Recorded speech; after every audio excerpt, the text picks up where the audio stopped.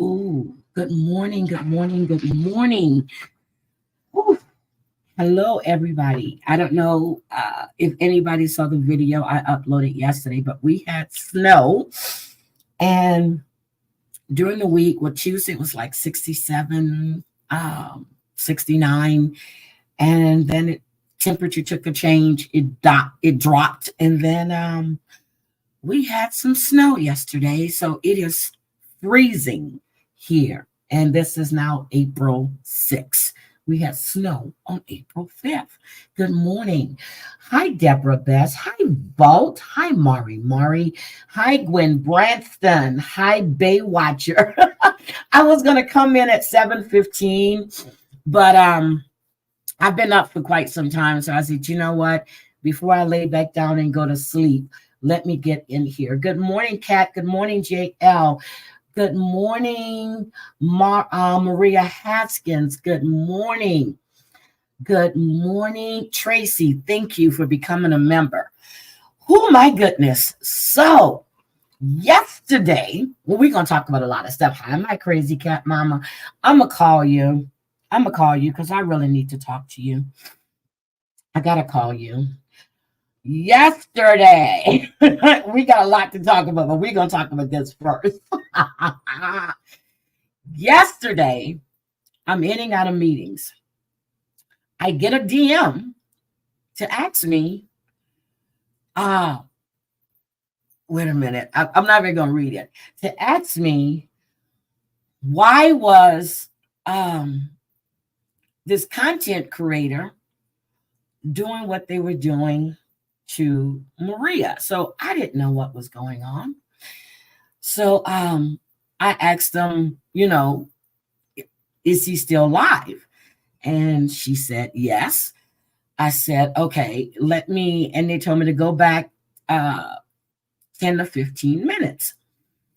So I scrolled back and oh my God, I'm just, I'm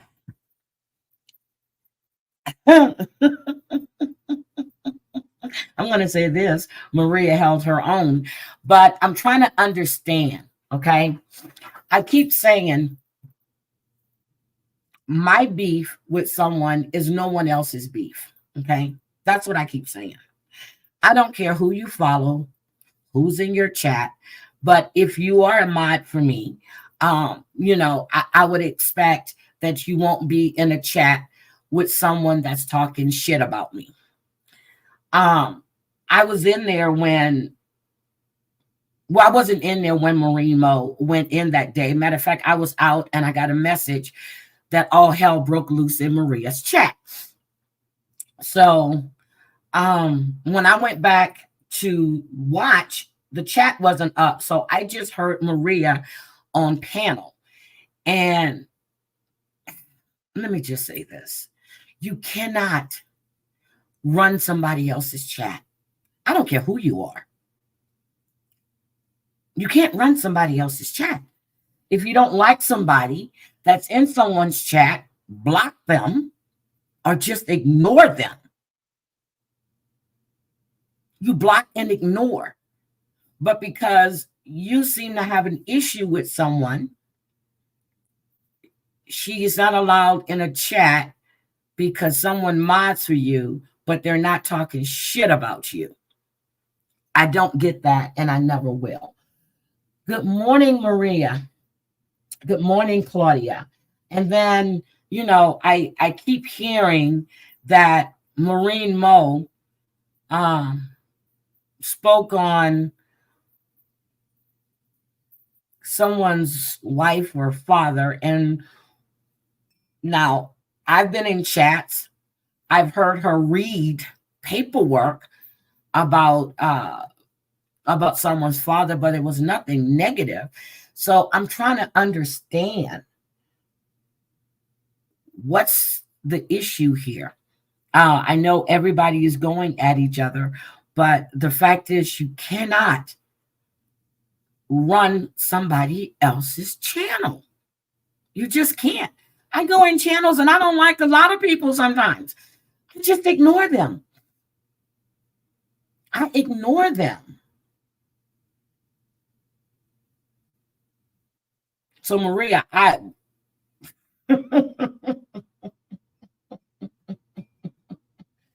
wasn't a quiet night. Then I hear there was all these other lives going on. I know Suge had a live last night for his birthday. I stopped in and I wished him a happy birthday, and then I had to get out of there.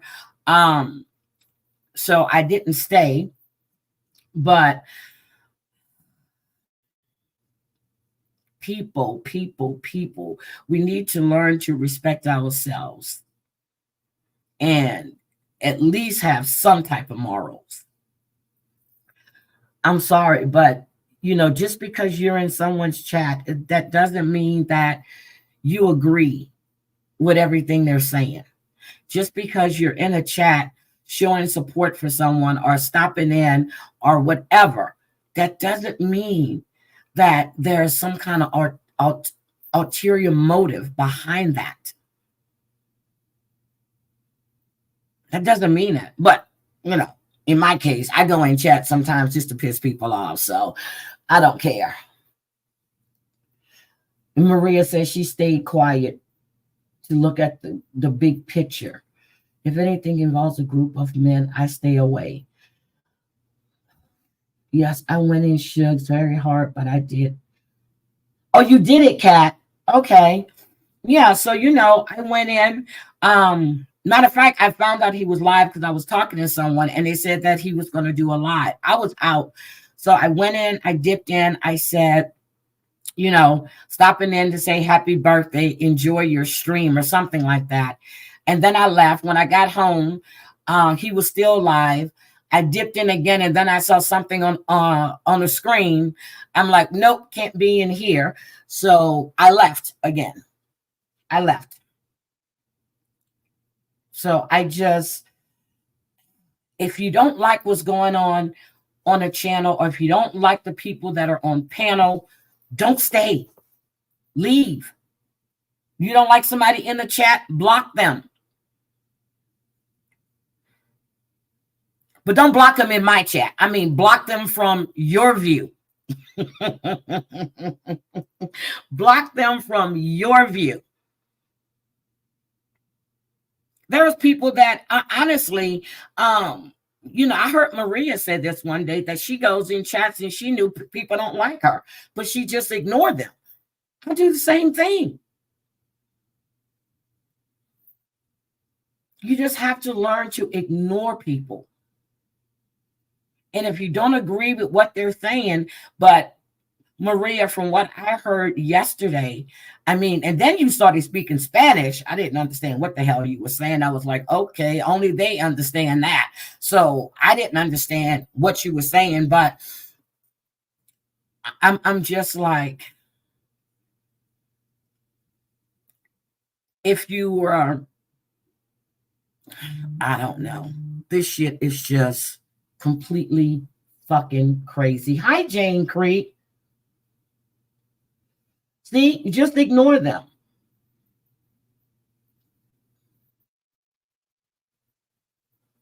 Oh, no, I'm not even going to put that out there, Gwen. Yeah, you sounded upset. And then I had to pause it because I had to run into another meeting. So I was behind in the chat. So I wasn't paying attention to what was being said because it wasn't going to coincide with what I was listening to. But I heard you saying that that someone was writing, that another content creator was writing things about your husband in the chat. And everybody keeps saying that family members are supposed to be off limits. And I don't understand why the rule applies to some and not others. I don't understand that.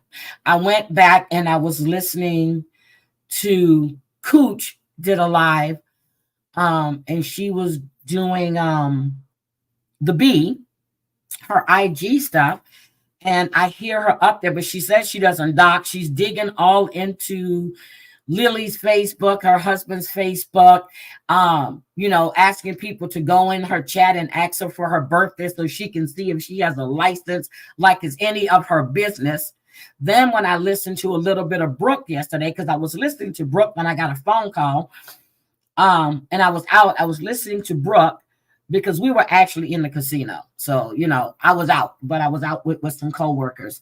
And I was listening to Brooke, and I heard the B again talking about Bambi's property taxes and that she was 3 or 4 days late paying her property taxes. Again, what does that have to do with you? How is that your business? Then I heard Brooke talking about you go, I go. I was like, shit.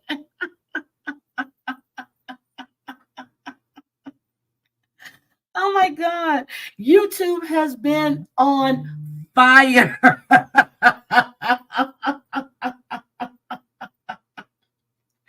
I am serious. YouTube has been on fire.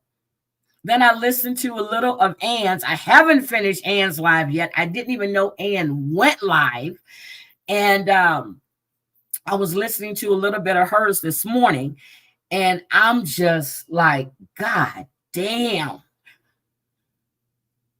Oh my God. But I didn't understand what she was saying, the B, when she said that Ann was playing a video or something, and one person in there was her niece. How would Ann know that's your niece if you put it up on YouTube? So I didn't know. So I went to find the video. And I saw Ann was playing videos of her recording people. How in the hell is somebody supposed to know that's your niece when you put it up on YouTube? If you don't want it to be seen, don't put it up. Or did you think they weren't going to find it? Again. Good morning, Cat Rule. Good morning, Vault. Did you see we're trying to get into the action on her community tab? She said, I tried to strike her 10 times. Prove it, because I didn't try once. Where's the email? What? No, I don't. Okay. I don't watch anybody's community tab. Unless somebody tells me, oh, go look at that community tab. I don't watch anybody's community tab. Doesn't the B live in Section 8 housing? At least Bambi owns a home to pay. That's true, Jane. That's true. I don't know if she lives in Section 8 or not. I have no idea. I guess so. Good morning, Cyber Hotline. I guess so. I don't know. But from what I saw, the woman Tammy, I think that's her name because that's what it was called, she was completely wasted. But I've heard the B talk about her before. Yeah, I heard that. And then I hear that the B was sitting on panel with another content creator and gave him Cooch's address. For what reason? Cooch is not driving by your house. For what reason? Because Cooch is covering JY? Is that it? I don't understand. Why are you getting involved in people's personal business? I don't. She kept telling people, hey, you doxed me. That's when she was lying when she was on IG. No, I didn't dox you. I put out a street name and a city. No apartment number, no street number, just a street name and a city. That's letting you know that I know where you are. That's what that was. Didn't dox you. Didn't even put your name there.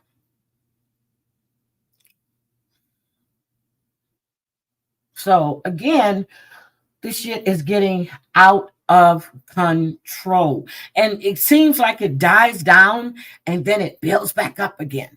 And it's like everybody is going at everybody. For what? YouTube? People you're never going to meet. Where you have people out here that are dying. I'm watching a trial right now for the Apple River, what's his name? Nikolai Mule, killed one teenager and stabbed 4 others. This happened in Wisconsin. I'm watching that trial in between. I'm listening, not watching. I'm listening because this happened back in 2022. So he's on trial now. You have kids missing, parents killing kids, and then to talk about, I don't care who you are. I don't care whether I like you or whether I don't.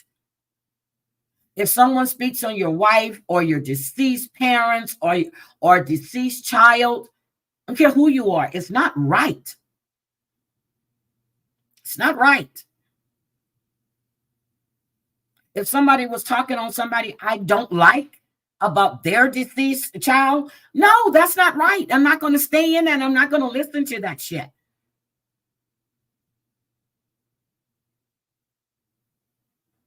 It's not right. Oh, you've been watching those two? Heidi, did you see the eye drop killer sentencing? No, I did not. I remember she was trying to go on Love After Lockup. She wanted to go on Love After Lockup because she wanted to keep Glenwood accountable. That's why she was making friends with all these people from Love After Lockup.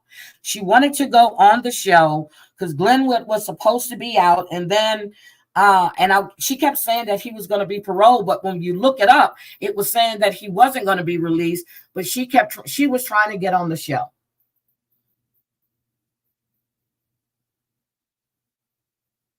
Stop threatening to.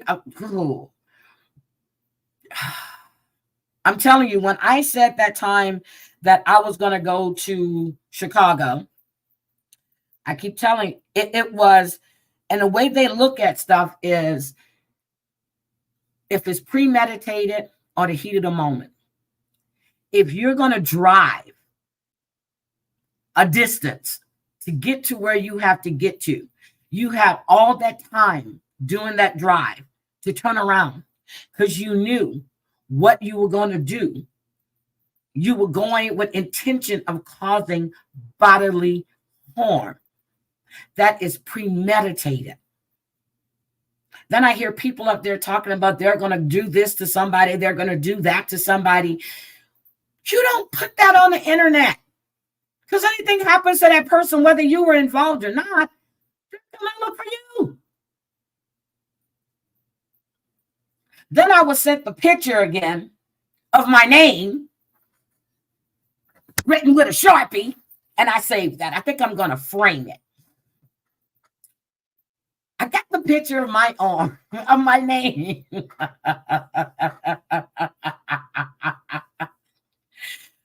Written with a Sharpie.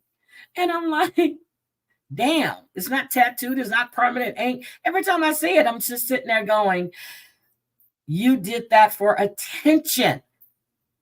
Attention. And again, I wasn't doing shit to her. But my mental illness is not on paper, so nobody else's mental illness counts. Y'all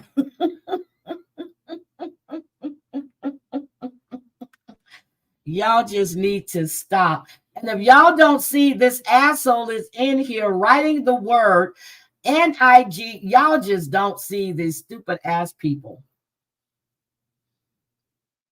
Yes, it was spelled properly. Yes, it was.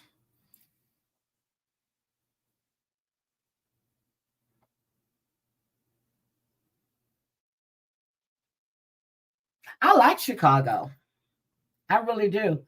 I go, I used to, I haven't been in about a year. But when I go, I actually go to Oak Park.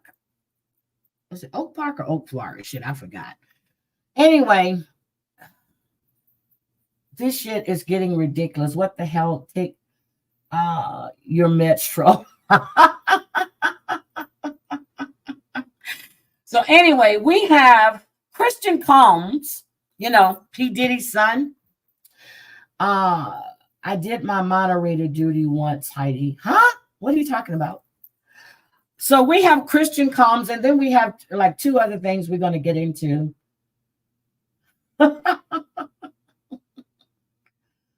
Do you know a man named Gil? No, I don't know a man named Gil who lives in Chicago, but I know who Gil is. I know he used to work at the Chicago Mercantile Exchange. I know his whole name. I know what he looks like. Never met him. Never met him. But again, um, I can only take so much of listening to her voice and a couple other people's voices. I just can't. I can't. I can't. I can't. I can't. I can't. You can't keep justifying stuff that you do. Good morning, Dreamsicle. You just can't keep justifying. Hi, damn it, Mandy. So, Christian Combs, Sean Combs' son, you know, Christian, P. Diddy's son.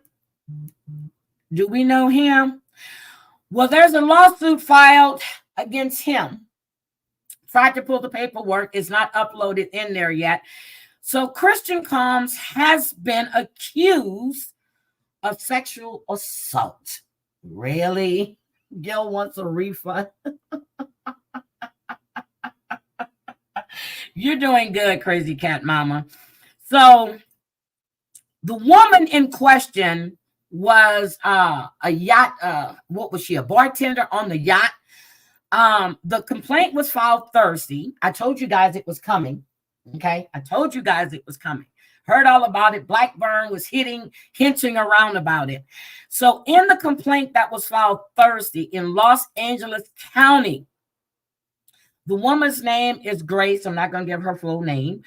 Accused Christian of sexual assault, sexual harassment, and infliction of emotional distress while she was working on a boat chartered by the rapper for a trip in late December 2022. Seems like all these cases have been recently going on. She was 25 at the time, and she worked as a steward. Providing dinner and drink service to guests from 6 p.m. to 6 a.m. She said during her shift, she saw a constant rotation of suspected sex workers and celebrities partying and drinking and taking drugs, not drinking, partying and taking drugs. She said that on December 28th, Christian boarded the yacht to record with Lil Rod, okay? And she said that's when he got heavily intoxicated and started paying particular attention to her. She claimed in that complaint, which they got pictures and everything in it. That's why I want the complaint so I can show you guys. She claimed in the complaint that he pressured her to take a shot of tequila, and then she took the drink. He became aggressive and tried to get her to drink more. She said she quickly suspected that the tequila had been spiked after previously witnessing other women fall over and pass out after one drink had become fearful of the effects. So she just knew. She knew that maybe the drink was spiked, but you know, if she's the one that's serving them, she could have went to the bar. But then again, we heard that he had bottles that were especially for, you know, guests. Then he had bottles for the sex workers. He had bottles for the staff. So, you know, something was going on. Okay. She said that he started groping her body and her private parts. Now, Lil Rod is supposed to have the recording of her telling Christian to stop touching her. And NBC News has stated they have heard the audio. And she declined the second drink. And then she kept telling him to stop touching her. And he started kissing on her. Okay. She said when she was finally able to leave the studio and attempted to get back to her duties, she said that Christian found her again later in the night and insisted she find him a place to sleep.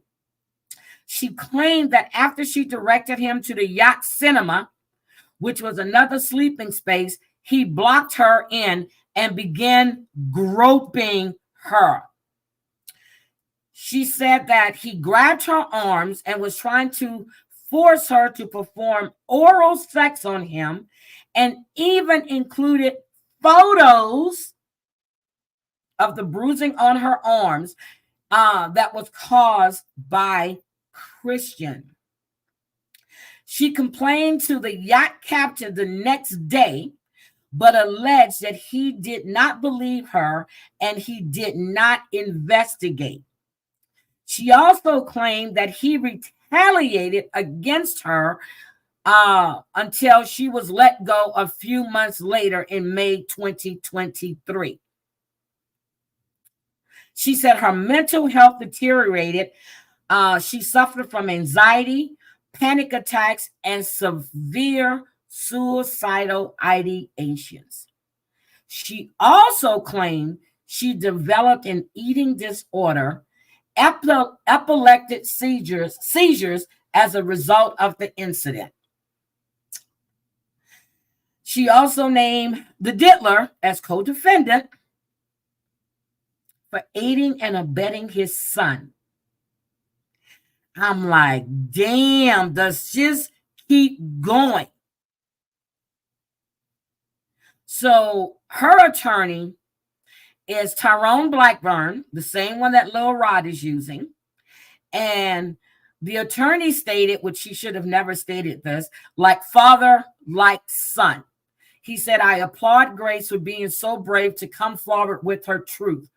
Her other attorney, she has two, Rodney Diggs, added, hopefully her story will inspire others to move forward. This is getting deep as shit. This is getting really deep. And then Diddy goes on IG this past week stating that anybody that's riding with him, you need to stand up and say so. But there's speculation out there that he's singing like a bird and he's going to be dragging Jay-Z and Beyonce down with him, which they're saying that Jay-Z is one of his mentors, and Jay-Z has it in with a lot of high officials and CEOs of companies and stuff like that. And they're saying that he's distancing himself from the diddler, just like he distanced himself from R. Kelly. You can't get Jay on the phone. Jay not picking up. Jay don't want to talk. He's distant, he just don't want to talk.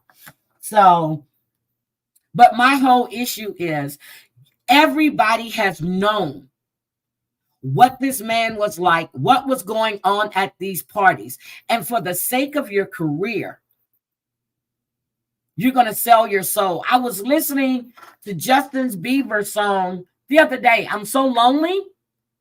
Oh my God. That song tells a lot. He said the price you had to pay at a young age for fame. And I was like, get the fuck out of here. And you look at Orlando Brown, you look at Justin Bieber, you look at all of these, the young actor that was on Nickelodeon, he moved to Law and Order. He committed S. Do we think that he was part of that quiet on set thing too? Because he had severe mental problems. I'm thinking, I got to go back. But I know he was on Nickelodeon when he was young. And this is the young black actor that used to be on Law and Order. He took his own life. He unalived himself. Makes you wonder. Justin Bieber had all kind of issues. He was drugging. He was pilling. He had all kind of issues. Orlando Brown is just gone. He is completely gone.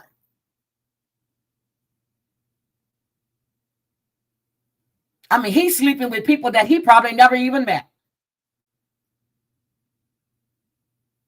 But these things were happening to these kids, to these young kids. And then you hear Usher, with this little thing, he's seeing stuff at the age of 13 or 14 that he should have never saw.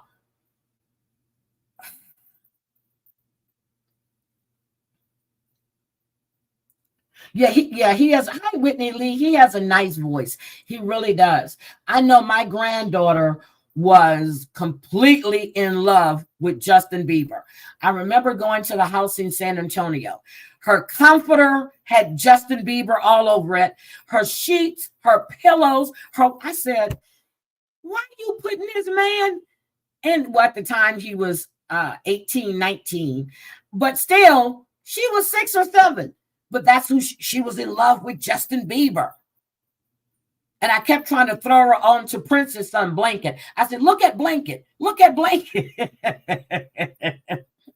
But she was crazy about Justin Bieber. And I'm like, you actually went out and put this white boy on your daughter's bed, and she go to sleep every night with this on her bed. He was like, hey, that's what she wanted. But, it's just sad. Yeah, it's not. My thing is, with everything that's coming out right now, is there investigations into all these other people? Because it took a village to take down Harvey Weinstein. It took a village to take down Bill Cosby. Whether P. Diddy goes to court or not, whether he gets indicted, which I think I'm gonna be like Nancy Grace. I don't like her, but I'm gonna agree with her on this one. There's an indictment already on the table. It's just a matter of when the hammer is going to drop.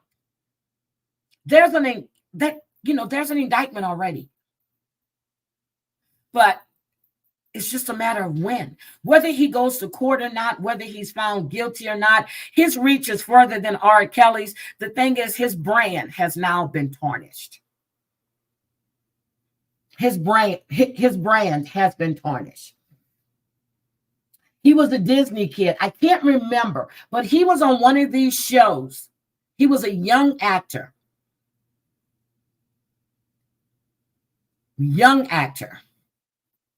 And he got on Law and Order. I guess he was, 29, 30, early 30s.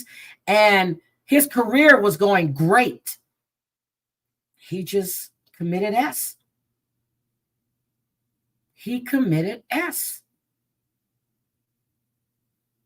Makes you wonder.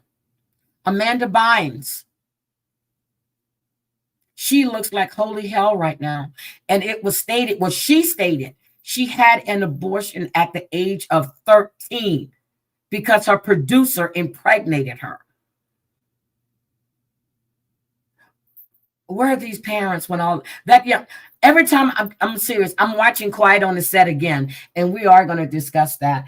But I want to do an update now. I'm going to get to Brian Cohee because he is just totally disgusting. But I want to do an update on Sebastian Rogers. This was just released yesterday.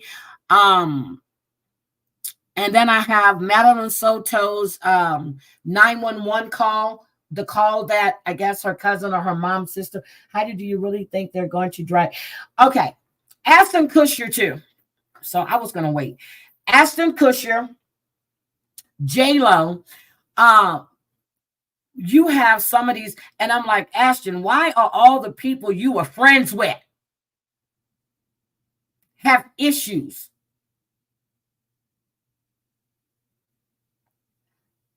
They're supposed to be moving out of Hollywood. They're supposed to be moving because they want to distance themselves. But people kept saying, even when this whole thing was happening with Danny Masterson, that Ashton Kutcher was just as dirty. The woman that was shot in the face, she's willing to have the bullet dug out of her face because everybody kept saying, even from the beginning, she said that the Diddler was the one that shot her. And he paid her off, and then Shine took the rap for him. And then Shine was supposed to be getting, when he got out, he was supposed to be getting a record deal. They gave him $1 million.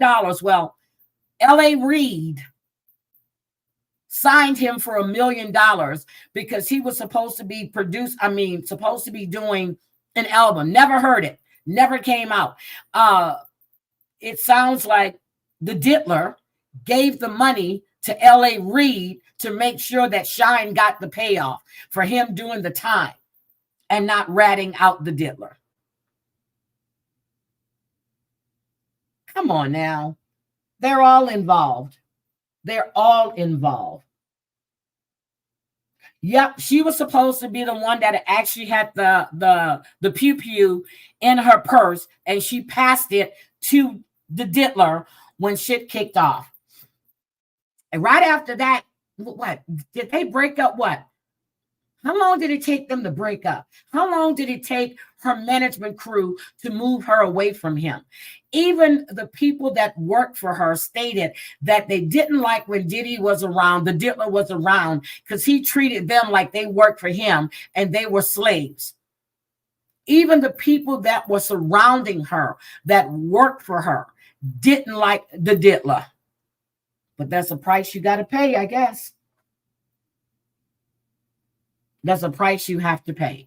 So I hope it's all worth it. But still, again, all of these people that knew what was going on, all of these people that knew what was taking place with these young children, I think they all need to be held accountable.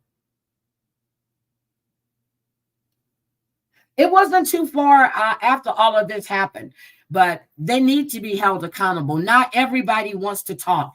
Everybody is coming out the woodworks. Where were you when these kids were being molested? Where were you when these was okay? You got grown ass men, but my understanding is they were always doped up and everything else. Or what's his name? Short, Columbus Short, stated that when he took a drink, when it all went to P. Diddy's house, he took a drink. He started feeling woozy. He said he played it off. He went to the bathroom and threw up. His manager came to check on him. He said, man, something's wrong with that drink. Puffin was trying to keep him there. He also just did an interview stating that when Puffy was in at the Beverly Hills Hotel, after the BET Awards, Puffy calls him like 2:00 in the morning saying that they were at the Beverly Hills Hotel. Why don't you come on through? He said, well, who's there? He said, just me. He says, nah, man, I'm good. He goes up. He said, I'm at home with my wife. Cat Williams said, you just got to tell Diddler no. You just got to tell him no. But then Orlando Brown comes back and says, he doesn't think that Cat Williams actually turned down $50 million 4 times. He's making a dig at Kevin Hart because he said, what did Kevin Hart do to get that part in Get Hard? I was laughing my ass off. Everybody is coming out with this bullshit, but you were all a party to it. You all knew but the shit that R. Kelly was doing. And if the truth, what's his name? Brashear, the guy that played Hakeem on Empire, his name is Brashear something. If it's true that he was being savaged by Will Smith and P. Diddy and ran out the house butt ball naked, he never went to the police. I know it can be embarrassing if it's true that Puff Daddy actually blew up somebody's car to keep him quiet. He's never been arrested. Well, Corey Feldman flat out said that Corey Haim told him that Charlie Sheen molested him on the set of, I forgot the name of the damn show. He said he Crisco or whatever between the trailers, and anybody could have walked by and saw it. Not only did Corey Feldman relate that story, but some other producers and directors also relayed that story of what Corey Feldman told them. And then I was listening to Jaguar Wright. God knows, we all say Jag's crazy. I do, but some of the shit she says, it makes you go, She was talking about everybody that started Uptown Records. Andre Harrell, Heavy D, LB Shore, and Kim Porter used to be Andre Harrell's right-hand person or his assistant, whatever she was right there with them. She said Andre Harrell was writing a book. He died. Kim Porter writing a book. He died. She died. LB Shore was doing a documentary on his life. He almost died. Heavy D is writing a book.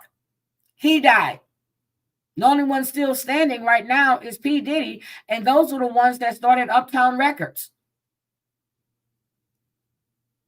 Makes you go, Makes you go,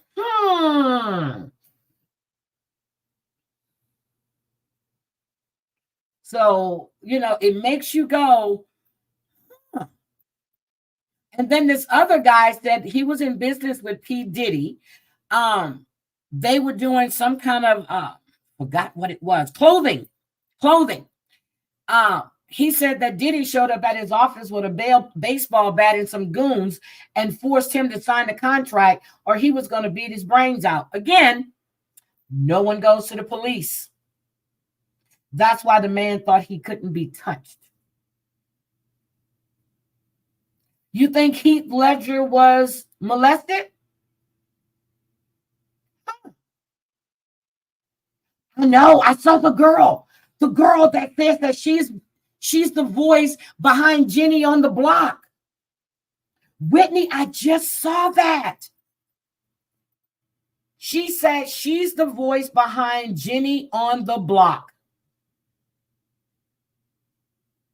She's a beautiful woman. But then again, everybody says that Jenny wasn't from the block anyway because her mom won all that money. She went to private Catholic school. So, if that's what you got to tell everybody to make it, just like Steve Harvey said he was living in his car, which was a damn lie. Cat Williams was living in his car. So you got to make the stories up. Like people come online, like content creators got all kind of stories. The electric just got cut off. The water bill, can't get to the hospital, don't have the money to go.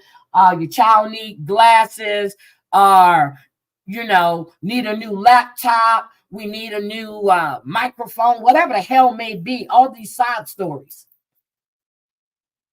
But people fall for it. Yes, I just saw her. She can sing. Yeah, Steve Harvey. I heard the fallout between Ashanti and them two. No, she has no talent. She was a backup dancer.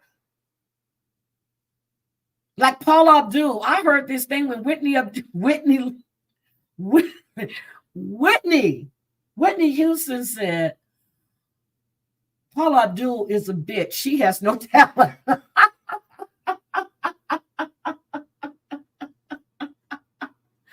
Oh my God. Yep, he got Wendy Williams fired. Well, they did tell him that if Wendy Williams was still there when they got back to New York, that nobody would go on their radio station. Nobody that he dealt with would have anything to do with them. So they shipped Wendy off to what, Pennsylvania? Philly? Same thing. Yep. I remember J-Lo on In Living Color. I remember her on In Living Color. The Wayans Brothers show. I remember her from that. So I'm just like, but then she got the break to play Selena. She got that break.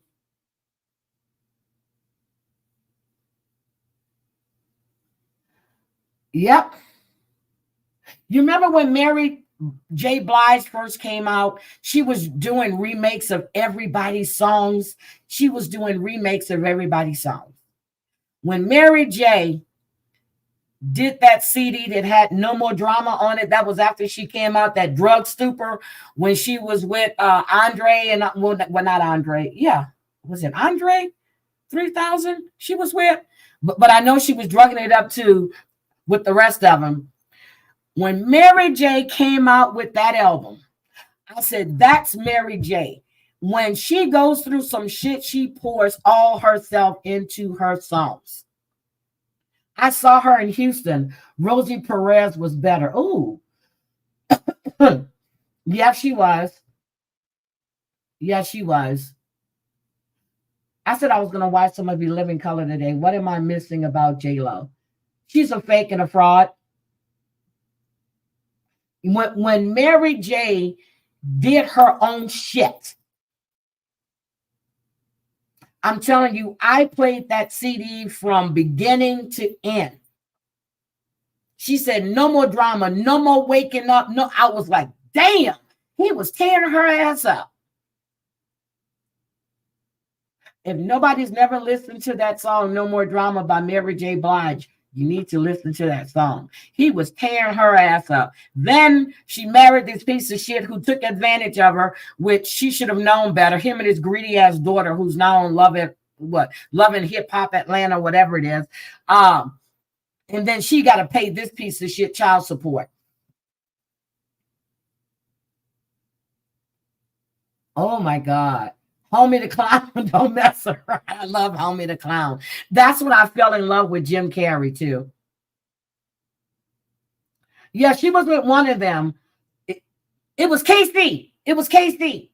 Mary was with KC. Erykah Badu was with Andre 3000. She was with KC. Thank you. KC. It wasn't JoJo. It was KC, the little skinny one that dropped on the stage and JoJo stepped over him and kept singing. Yeah, it was with that video was shit. That shit was funny. He passed out on stage. JoJo walked over him and kept singing. Kept singing. I was like, boy, what love you have for your brother. Am I my brother's keeper? Hell yes.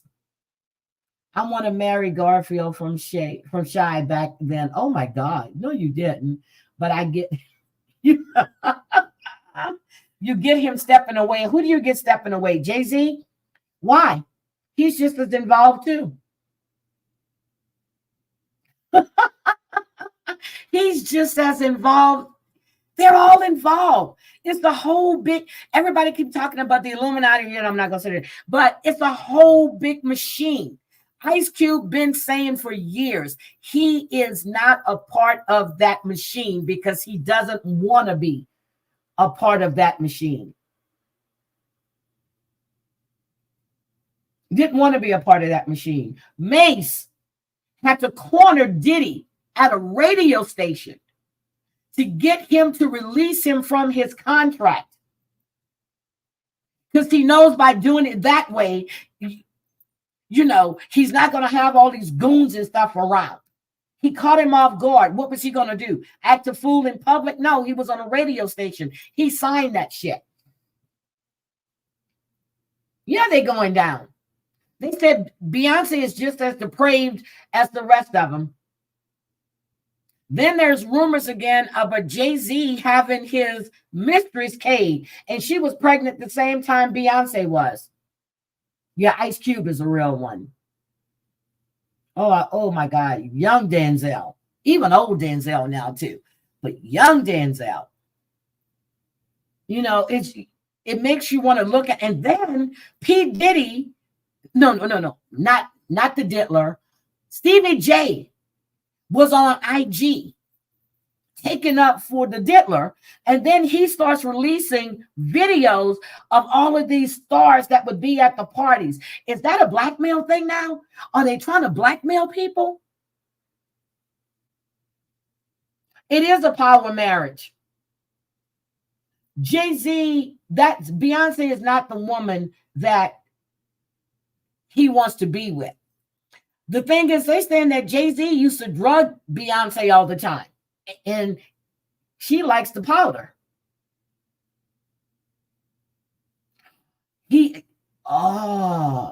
That's what's coming back up again. That's what's coming back up again. That's exactly what's coming back up again.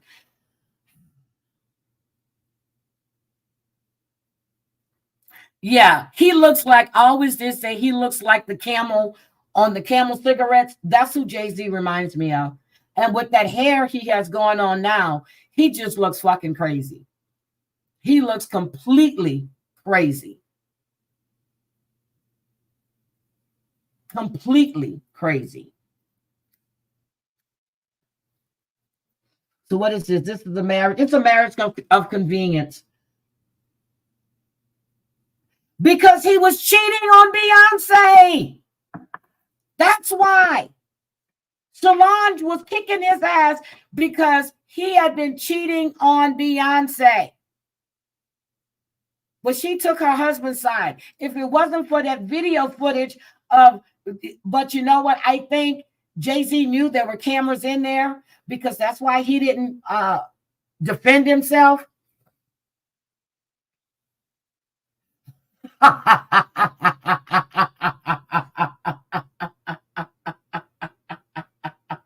Seriously, he looks like the camel. Look at the camel cigarettes. Hold on a second. I was going to share this video, but let me pull up the camel. Let me pick up the camel cigarettes. Hold on. Let me pick up the camel cigarettes. And y'all tell me that doesn't look like Jay-Z. Okay. Hold on. He looks like the camel on the pack of the camel cigarettes, the old ones. Hold on. I'm going to share this. That's what he looks like to me. And I've said that for the longest. Okay. Here's the camel cigarettes. See, that was then, okay? That was then. So I'm like, okay, he looks like the camel cigarette thing. So y'all don't understand. I was so serious when I said that.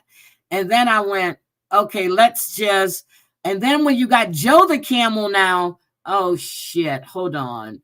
I want to see the new one with Joe the camel because he looks like Joe the camel now. He really does. Hold on. Here we go. Here is Joe the camel. Let me share this. He just looks like that damn pack of cigarettes to me. Always has. Even when he was younger.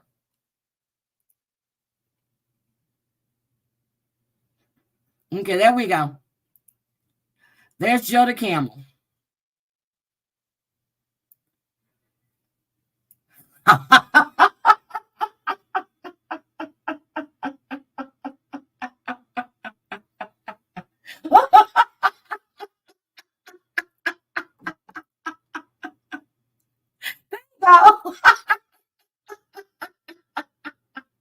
Do the rock away.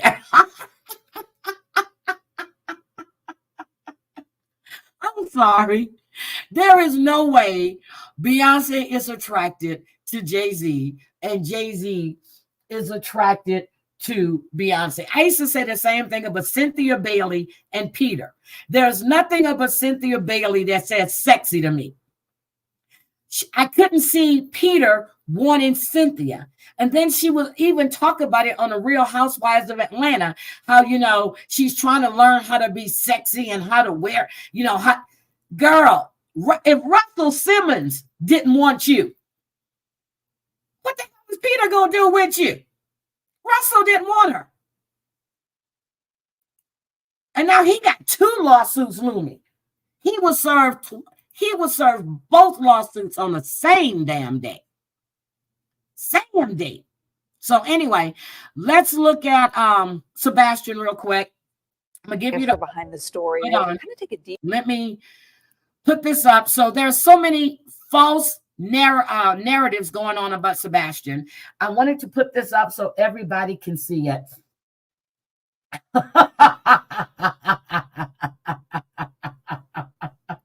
Yeah, let that sink in. Hi, Wyatt. Hi, Drea. He's still a camel. So there's so many things going on about Sebastian Rogers. There's so much misinformation being put out there. So I found this. Well, I heard it yesterday when it came out. So I want you guys to hear what's going on with this case. deep dive into some of the big stories that we've been covering. And this offers us an opportunity to really provide context and depth to some of the headlines that you've been seeing here on WSMV. I'm Amanda Hara. This is Michael Warwick, and he has been covering extensively the search for Sebastian Rogers, which is now in its fifth week. More than a month. He went missing February 26th. It's believed he wandered from his home, walked from his home, may have been barefoot. And here we are more than a month later, no sign of the 15-year-old with autism. And Michael, I want to go back in time a little bit, because you were one of the first reporters who we sent to cover this story. And you were kind of there during one of these original news briefings, and you asked a very important question of authorities about surveillance video. This would have been day 3 or day 4 when the investigators came out and briefed us. Listen to this about the surveillance video. I asked the deputy chief, you've asked for all this surveillance camera footage, all this doorbell camera footage from across Sumner County, from those specific neighborhoods where he lived. Have you seen anything? Has anybody brought you a photo, a doorbell camera image that shows you Sebastian? And he said that no, they haven't actually been able to put eyes on Sebastian since that night he went missing, which really stood out to me as. Now, when I heard that, I said, that's because Sebastian did not leave that home on his own. He did not leave that home on his own. You have all of these people that have surveillance. It's just like Michael. No one has caught this young man on their ring. I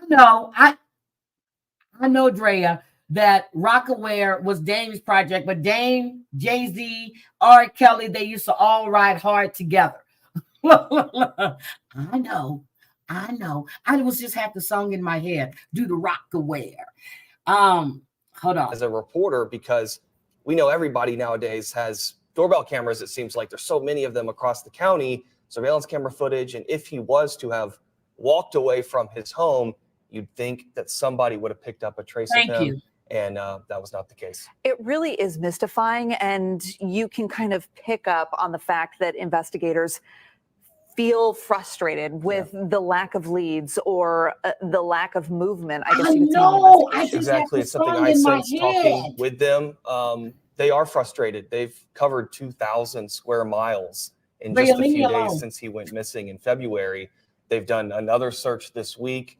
They're bringing in boats. They're bringing in ATVs and search dogs. They've got boots on. Now, here's the issue, too. The Cajun Navy last week made an announcement that they were going to stop the search and regroup because they were getting death threats.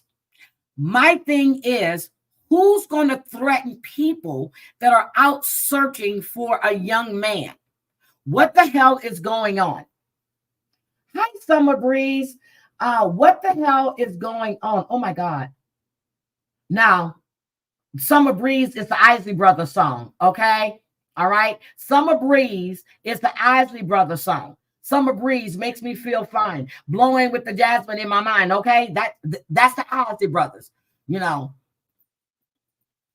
Playing the tune. Julia's dress. Okay. When I come home from a hard day's work. Okay, let me stop. It's on the ground, walking through woods, checking ponds. Makes me feel fine. What they say is very few clues as to what happened to Sebastian, and it's something I think he's is that they are frustrated, and it's tough for them. It's tough for the public.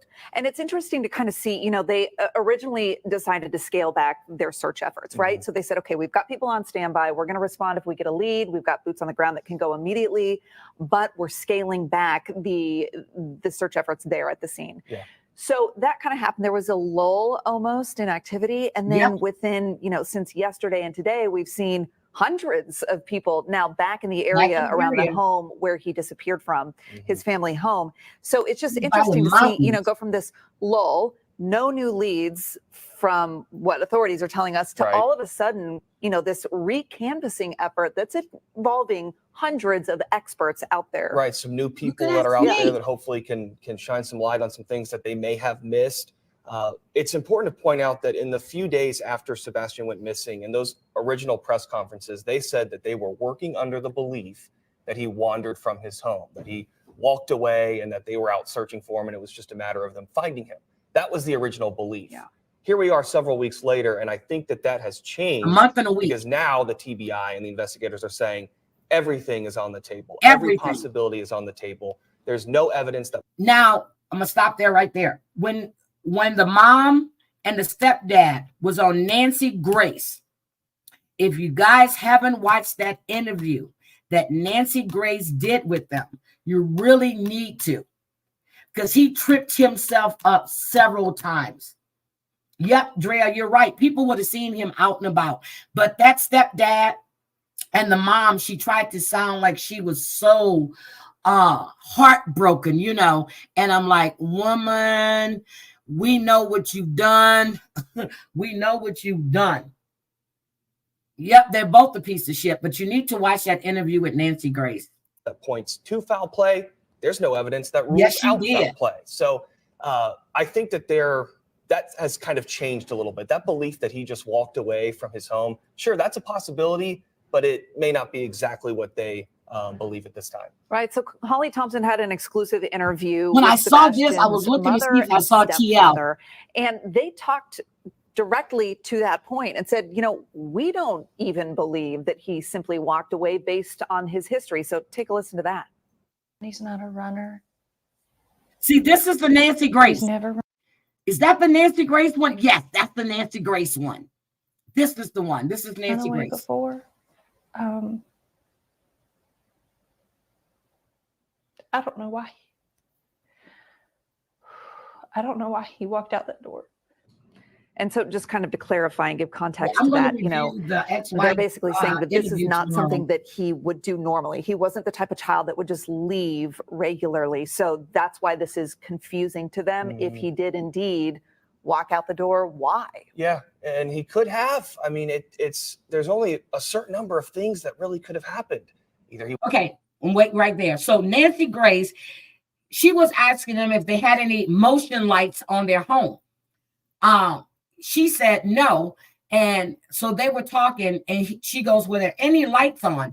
And she's saying no, but he states, yes, there's a light outside by the garage that stays on.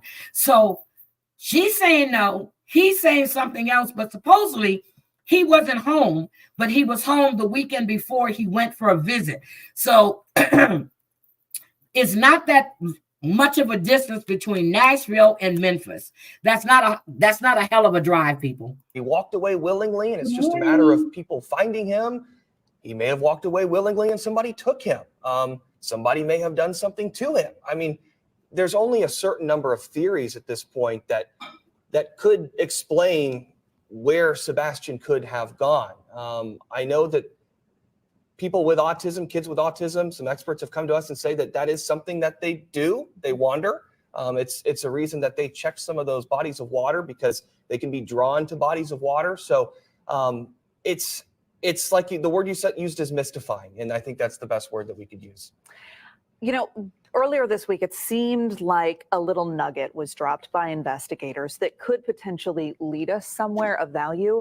And they had mentioned during a news conference the other day that a pair of glasses had been found during the search for Sebastian. They have since come out and said the glasses that we found do not belong to Sebastian. This is off the table as a piece of evidence or a clue in the case, for that matter. Yep. And we have also heard from the parents who went on national television, the stepfather and mother, and they have actually left their home because the stepfather has a job in Memphis. So they've left their home there in Sumner County to be there in Memphis for work. And there was some criticism. Here's the thing. The wife supposedly has a job as an installation person for an alarm company or a camera company, whatever the hell it is. So why would she leave and go there when he's been working in Memphis to begin with? And he was always gone, but I guess maybe she's scared to be home by herself. Bullshit. For that decision Put some to alarms kind in of the house. leave while the search is happening around their house. Yeah, they had said in that interview with Nancy Grace, Yep.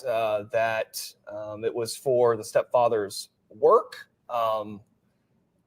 She asked them why, and the mother had said that she wanted to be there with Exactly, her husband crazy cat for mama. his work.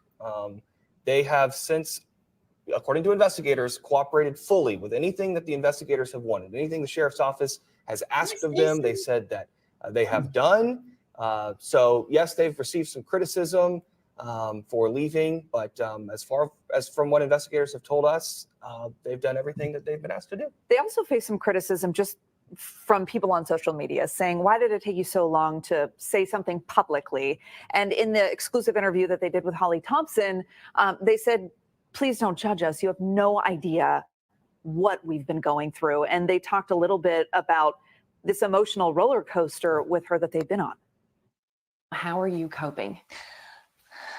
Oh no, that wasn't Nancy. Okay, Well, that's the it's also interview they roller did coaster there. But ride. that's the same outfit on with Happiness, Nancy, I think. Let me and go look. many other emotions all in one, and it's a never-ending roller coaster. It doesn't Let me stop. look. I think that's the same outfit It on. won't stop until he walks through the door. And just a few days ago, you spoke with Sebastian's biological father. So we just heard from his stepdad and his mother, but you actually did an interview with his Seth Rogers. dad. Yeah, and it was such a profound interview and so gut-wrenching. Walk us through how that interview came to be, and then we'll play a little bit of it. This actually came out this was last Monday, and the United Cajun Navy had come in. They'd been searching for Riley Strain in downtown Nashville, and were here. And so after the resolution to Riley's case, they moved over to Sumner County and said, well, we'll help search for Sebastian. And we had arranged an interview at the place that they were sort of meeting in their command center. And they had asked Seth Rogers to join, and he came and was more than willing to talk to us for the first time. Was the first time I had a chance to talk to him. He's been out searching himself, and was Okay, it's a different very outfit. I'm sorry. moved Different outfit. by Different the outfit. attention this case Sorry. has gotten, and you felt for him, and I know we have a piece of that interview. Yeah, and what I appreciated about it was, the love with which he described his child. So, Ooh, the mama did it. Every day. Mm. Every day. I have to. Stop looking is to give up hope. And I'm just not into that. He is my heart. If you get to know him, you'll smile all the time. When you see him coming, you'll smile. When you hear his laughter, it's the sun coming through the clouds. I mean, just to hear him describe his son Listen, like that, goodness. It's just kind of gets your heart immediately. What is one thing that really stuck out with you? Because you've kind of been in the thick of it, Michael, boots on the ground reporter. You've been there among the search crews using all types of tools to try to Thank find you, him. Drea. What's a moment or an exchange or something someone said that is really going to stick with you? The attention that this case has gotten from the people who live in that area, who But why truly they went showing all out these old and were pictures of walking him? along rivers and in woods. Now and that's checking more their like a sheds as they were 15-year-old asked right there, or to. 14-year-old We even right got a there. chance to speak to some He's like people who 10 or have 11 autism, there. who have children who have autism. And if you want to talk about people 12, who have their eyes 13. on this case, it's those folks who know what it's like to raise a child 10, with autism, 11. who know what it's like to have autism. And this case is one that they are thinking about all day, multiple times a day. And for them to get a resolution to this case would mean the world. And I think it's something that just resonates with all parents, right? Like this is every parent's worst nightmare. And to see this unfolding is just so troublesome. Michael Warwick, thanks for sharing your perspective with us. We should mention TBI says they've gotten more than 300 tips. They're really asking people for a couple different things. Only share evidentiary information. So factual information, not based in rumor. If you're On the submitting a social tip, media. they want to hear your tips, but they don't want it to be something that you heard on social media. And they're also asking people not to spread misinformation on social media. They say that can bog down their investigation. They got to spend time following up on leads that are typically dead ends. So those are the two big requests there. We are on top of the search that is happening today. We're going to bring you the very latest on air and in the WSMV4 News app. If you've been watching Behind the Story, we appreciate you joining us. So I wanted you guys to definitely see that because I thought that was interesting. But wait a minute. I have, so again, all of this surveillance, I don't think that that young man left that home. She said that she was on the phone talking with the husband. And I really want to talk about Nancy Grace's interview. Kat, welcome to the Rose Club. I really want to talk about Nancy Grace's interview, but I think we'll do that tomorrow. Also, guys, the reason why I cannot gift memberships is because I have a 99-cent tier, and it has to be 99 cents or above. But YouTube told me, this was like 2 weeks ago, wait for a minute, because I have 3 tiers and 99 cents is the lowest one.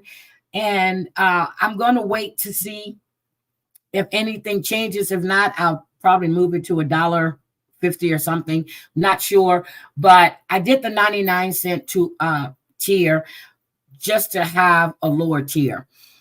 So I just want to, but that's one of the reasons. Well, that is the reason that they're telling me that's why I can't give memberships right now. I said it shouldn't matter because I have 3 tiers. But how do you give memberships on my channel? Crazy Cat Mama. Now, you've been a member longer than that, but you keep changing your thing. Click the $sign button, and then you're going to see a thing that says gift memberships. And then you can give memberships. Even if they didn't have cameras, I would bet my life that houses in the neighborhood does. And that's what I'm saying. They don't have cameras, but they've pulled people's Ring cameras, and there's some, and nothing. They don't see Sebastian. They don't see him. Now, what I heard was he was out at some, I guess this, some type of family thing, Busters or whatever that can. Hi, Wisco. So Wisco, tomorrow. Hi, Pamela Barr. We will. It doesn't. You got to do it on your phone. Then crazy. Are you on your phone?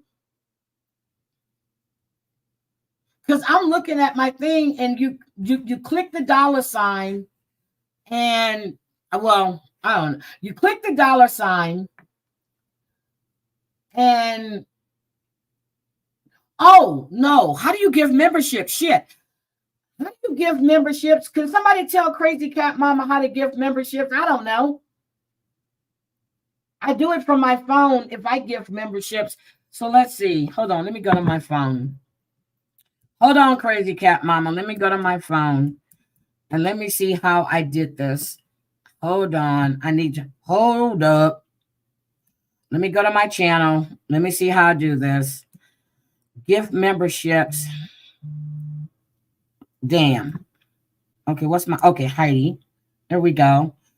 Let me go here. It doesn't even show I'm live. Really? Oh, I'm live. There I am.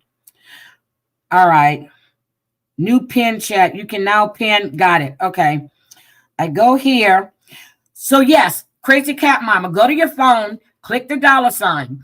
You're going to see super chats, super sticker, super chat. Then it says membership gifting. And then you gift. Let me show you. I'm a gift a membership right now. Let's see who gets a membership. But I can't give free memberships right now. So there we go. I just gifted a membership. So you're going to see it says membership gifting. Wisco Gal got the membership. Yeah, I don't think he ever made it home from dinner either. I really don't. Nobody has him on camera. Nobody in that area has seen that young man. No one has seen that young man at all. And I went to check this morning because the last time I went in, I was trying to see when I saw free membership milestone chat, I was excited, but I said no. Oh, on your iPad, it'll be the same way, sweetie. It should be. I don't know, Crazy Cat Mama. I don't know.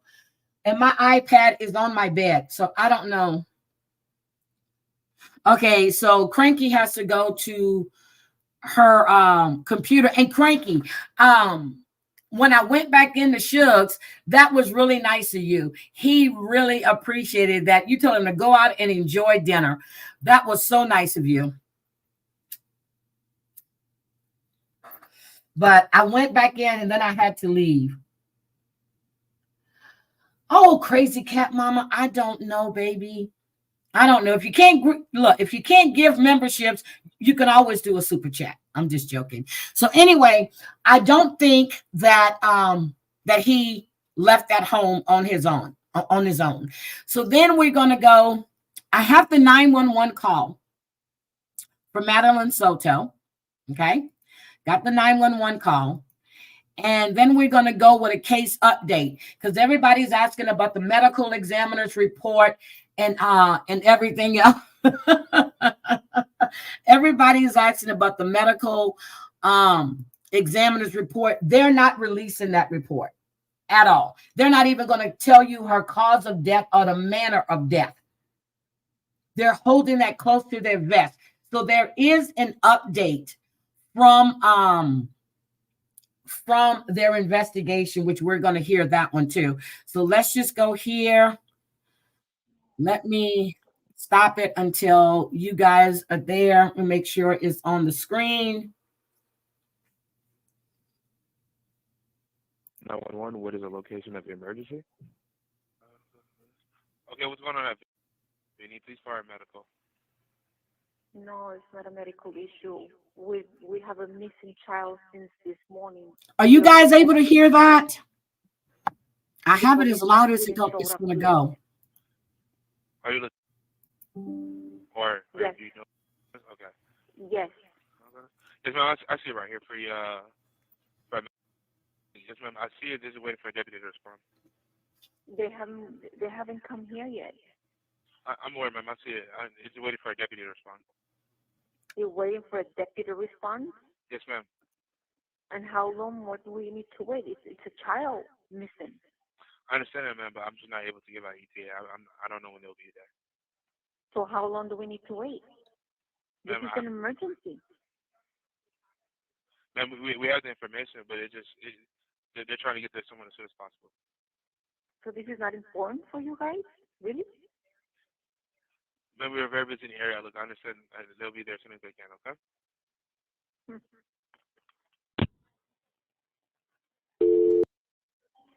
911, what is the location of your emergency?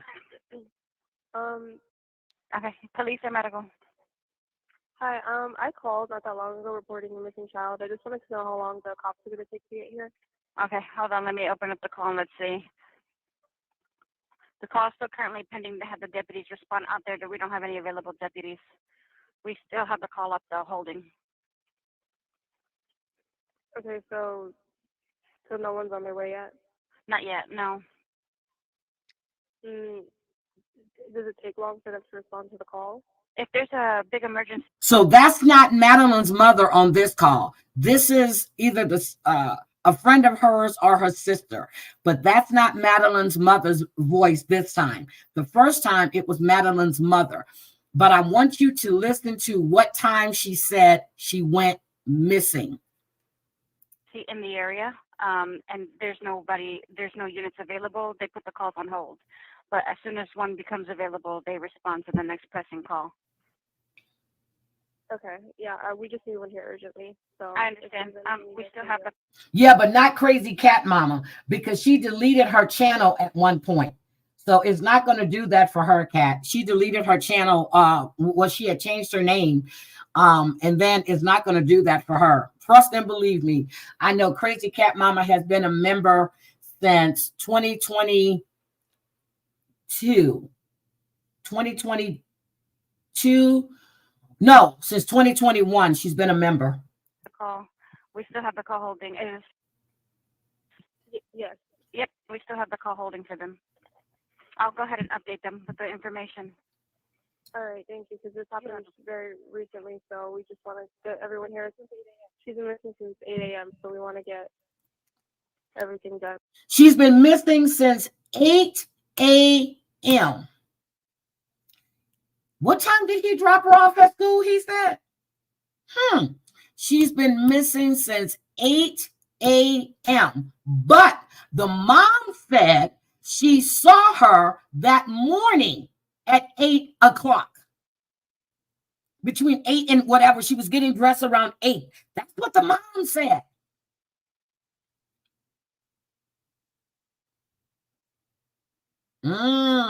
Yes. Lying. And as soon as possible to try to find her. I understand. Okay. Thank you. 911, what's the location of your emergency? It's And is there a specific apartment number, ma'am? it's And do you need police, fire, or medical? police possibly. I'm reporting a missing child. Okay. And what is the name of the business there, ma'am? The business? Okay. And the child that you're trying to report missing, are you calling on behalf of the parent? Yes, on behalf of the mother. She's my Okay. Okay. And then and ma'am, how old is the child? And could I go ahead and get her name? Yes, it's And is she white, black, or Hispanic? she's white. Damn, they didn't even say Asian. Blonde hair, dirty blonde hair, blue eyes. Okay, hold on with me here. And then what color shirt and pants was she last seen wearing? Hold on, let me ask. Then, what color shirt and what was she last wearing? That's him in the background. Hold on, we're finding out. Okay, and then how long has it been though since you guys have last seen her? Since this morning. She was dropped off at school this morning, and apparently she never showed up. She wasn't dropped off at school. Everyone we knew, no one's seen her. Okay, and then ma'am, I just want to confirm though, was she last seen from this address? Is this where you guys last saw her? No.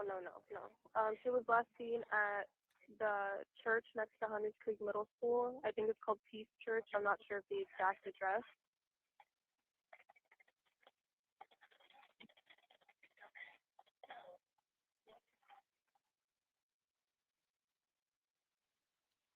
She was wearing a dark green hoodie, I believe.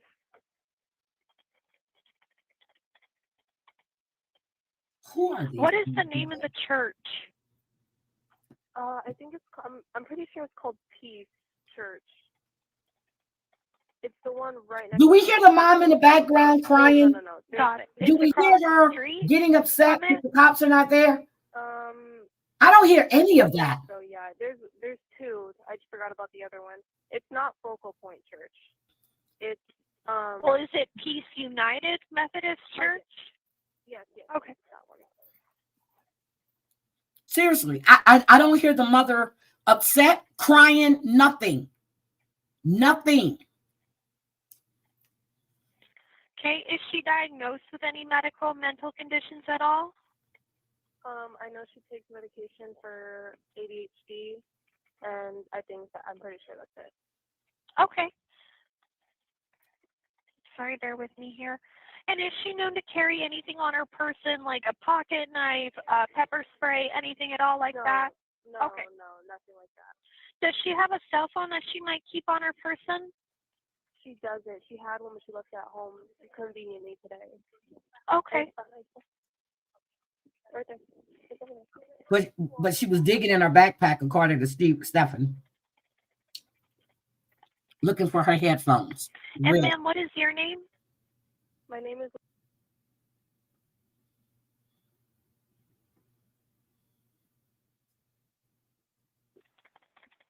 Okay, perfect. Thank you. And just so we recognize you when we arrive there, though, at the advance to come meet with you guys, are you, ma'am, white, black, Indian, Asian, or Hispanic? Now she says Asian. And what color shirt and pants will you be wearing? Pants, dark wash jeans. I have a green cardigan on and a white shirt. Thank you. And I just need to verbally confirm as all. Do you have any at all weapons on your person? No, I do not. Okay. All right. And are you going to be waiting for us inside? Yeah, I'll come outside. I just see through glass, so I'll see when you guys show up. Okay, perfect then. So then I'll get a call placed for service. We'll have deputies out there to come and make a report with you and to come and assist with trying to find your. True, Mandy. Okay. Okay, her mother and they're going to the school to double check and everything, but from what we know, she wasn't there, so they should be back soon too, because it's right next to the school. Yeah, that's fine. So if at least one of you remains there though to meet with an officer, that's more than fine. Okay. Yeah, I'll be here. Okay then. All right. Thank you so much, ma'am. And I'll go ahead and let you go. We'll be out there as quickly as we can. Okay. Okay. All right. Bye bye, ma'am. Thank you so much. Bye bye. So, again, don't hear the mama in the background crying, screaming, nothing. Nothing. She was calm when she first called. That tells me that you know exactly what the hell happened. You have, if you don't know the specifics, you know something. This shit is crazy. So then we have that one. I'm going to give you this update, and then we're going to do Brian Cohee, because this shit is disgusting and crazy and morbid. And I'm going to put up the trigger warning for Brian Cohee, okay? So here's the update that they gave out yesterday on her. And let's see. Thank you for joining us today and allowing us to provide an update on our investigation into Madeline Soto's disappearance and death. Madeline was reported missing on Monday, February 26, 2024, just one day after her 13th birthday. Are you and other two, Cranky? So am I. Since then, our investigation has been relentless, fueled by the unwavering commitment to uncover the truth. During our forensic investigation, we uncovered disturbing evidence, graphic images, and videos depicting crimes being committed. It was during this examination that we learned we needed to act swiftly to remove the suspect, Stefan Stearns, from our streets. Despite the arrest, our investigation into her disappearance remained ongoing. We understand the importance of thoroughly exploring every lead and piece of evidence. The Kissimmee Police Department, along with other law enforcement agencies in Central Florida, continue their search for Madeline for the next several days following her disappearance, and we turn to the public for help. During this time, our investigators combed through a significant number of tips, and on March 1st, we received information placing Stearns' vehicle in a rural area of St. Cloud, where ultimately Madeline's body was discovered. Bye, we are all Gwen. deeply Have a great saddened by the weekend. outcome of Madeline's disappearance. The Kissimmee Police Department continues to piece together the timeline leading up to the events that occurred. I want to address some questions we are receiving from the media in everyone's effort to keep the community up to date on this tragedy. At this time, Stearns is facing a total of 60 charges related to our investigation. This includes sexual battery, lewd and lascivious molestation, and unlawful possession of materials depicting sexual performance by a child. These charges reflect the meticulous work of our law enforcement community. Our detectives also are working closely with the State's Attorney's Office for the 9th Judicial Circuit and the Medical Examiner's Office on the investigation. Death investigations are complex. Tasks like forensic analysis and thorough interviews are crucial and require careful attention. It is vital to address these misconceptions in the pursuit of justice while preserving the integrity to the case. During an investigation such as this one, we gather additional information from individuals close to the deceased. Each person interviewed is treated as involved until proven otherwise. So do we hear that, right? Each person involved is treated as a suspect. So it was said that that the mother had not been included as a suspect. We're hearing it now from their update on yesterday. Each person involved standard protocol to ensure all the facts are uncovered. Well, During our investigation, we have interviewed many individuals. Each interview has been vital to our understanding of the case. We are reviewing all of the information we received and are following up on every lead. Attention to detail and the diligence are the most important aspects of this investigation. We are committed to transparency and will provide updates when possible. So Madeline's story has touched the hearts of many. all she's saying here is that they're not going to be releasing anything else to the public, basically, is what she's saying. They have not, no one knows when the mom is. Supposedly she was in a hospital. She checked herself in. Who knows? But he has not been charged with murder. He still has those 60 counts. They have not did anything. And I remember saying the state arrests you and then builds a case. The feds build a case and then they arrest you. This is an example of the state. We know he did it.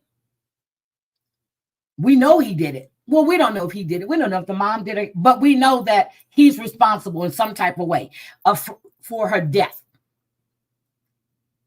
But they're not charging him with that yet.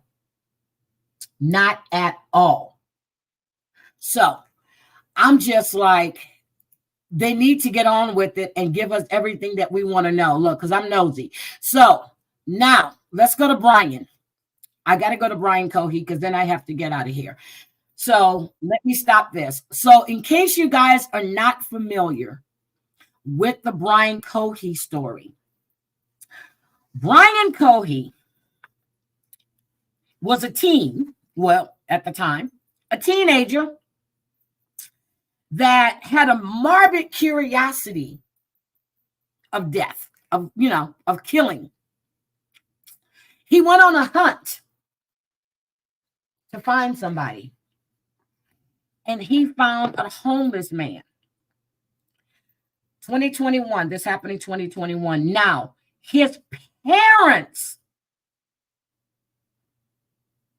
his mother in particular, is the one that called the police after she found a severed head in his closet.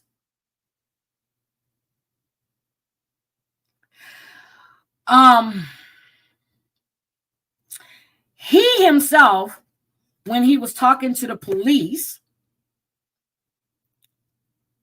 he says that, and he was giggling about when he was stabbing the guy was saying, "Why are you doing this?"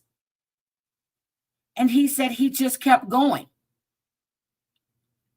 The mother said that she was cleaning up his room and she came across a plastic container in his closet. And she picked up the bag. It was weighted. She said it was infested with maggots and it had been double bagged. She said, I opened the first bag, couldn't bring myself to open the second. She said she immediately called his father. And that's when they found the severed head. So now they're finding the rest of the body parts. So this happened on February 27th of 2021. And he said that he was driving around and he saw a shape. It was like, oh, interesting. It's a homeless person. So he grabbed his knife. He put on 3 layers of gloves because plastic gloves can betray their users because they're so thin. I took the knife, I pulled back the canvas and stabbed his neck. At first, he was state of panic asking, what are you doing? Why? But I just continued stabbing his neck. He said he started growling and making animalistic noises. He even laughed and said that he remembered when he dismembered the man's body. I'm just like, what the fuck? So let's just watch this. And this video is I have to put the name in there. Please remind me to put the name in here after I finish. But he was arrested on March 1st. So this happened on the 27th of February. He was arrested on March 1st, and he had the fucking nerve to plead not guilty because he was mentally ill. He was depressive. He had ADHD, autism, and environmental stresses that caused him to become insane. He was found guilty of first-degree murder. It took 2 days. This happened when he was 19. He killed a 69-year-old man. His name was Warren Barnes. And he was sleeping in his tent. So let's listen to this. Right here. Yeah, because there's an arm. There's an arm. There's another arm. There's another one. Parents have some concerns of some stuff they may have found in your room? Yeah, I believe so. And what would it be? A human head and hands. A mother has just discovered a disturbing secret hidden within her son. So what? I think it's a human head. Hold on. On March 1st, I 2021, want you to look at police at Grand his- Junction, Colorado received this Hold chilling on. 911 call. A mother has just discovered a disturbing secret hidden within her son's. Hold on. Right here. I found something in my son's closet wrapped in a plastic bag. Okay, what was it? I think it's a human head. It's a what? I think it's a human head. On March 1st, 2021, police at Grand Junction, Colorado received this chilling 911 call. A mother has just discovered a disturbing secret hidden within her son's closet. Even more terrifying, he's currently just outside the house while she makes this call for help. Why do you think it's that? Because it looks like it's all an ear. Is it bloody or does it like anything like that? Can you just come? Do I have to take a picture and send it to you? What's Can you the just address? come? The dispatcher tries to get as much information as possible to make sense of this shocking call and give officers an idea of what they might be walking into. Is your son there now? He just pulled up. We wanted to make sure he was here before we called. How old is he? 19. He's had a little bit of a fascination with the morbid, but he was channeling it, I thought, into becoming a crime scene investigator, but not so much. Do you think he's going to be cooperative with us? I don't know. I don't think he'll be violent. Just came back from his friend's house. Does he have any weapons in his room or do you guys have any in the house? I don't know. I think that he has a shotgun, but we can certainly remove it immediately before he gets in Thinks he has a in shotgun. the car now. Is the bag still in the closet? No, it's in my kitchen sink. And there's a secondary bag that I have not opened.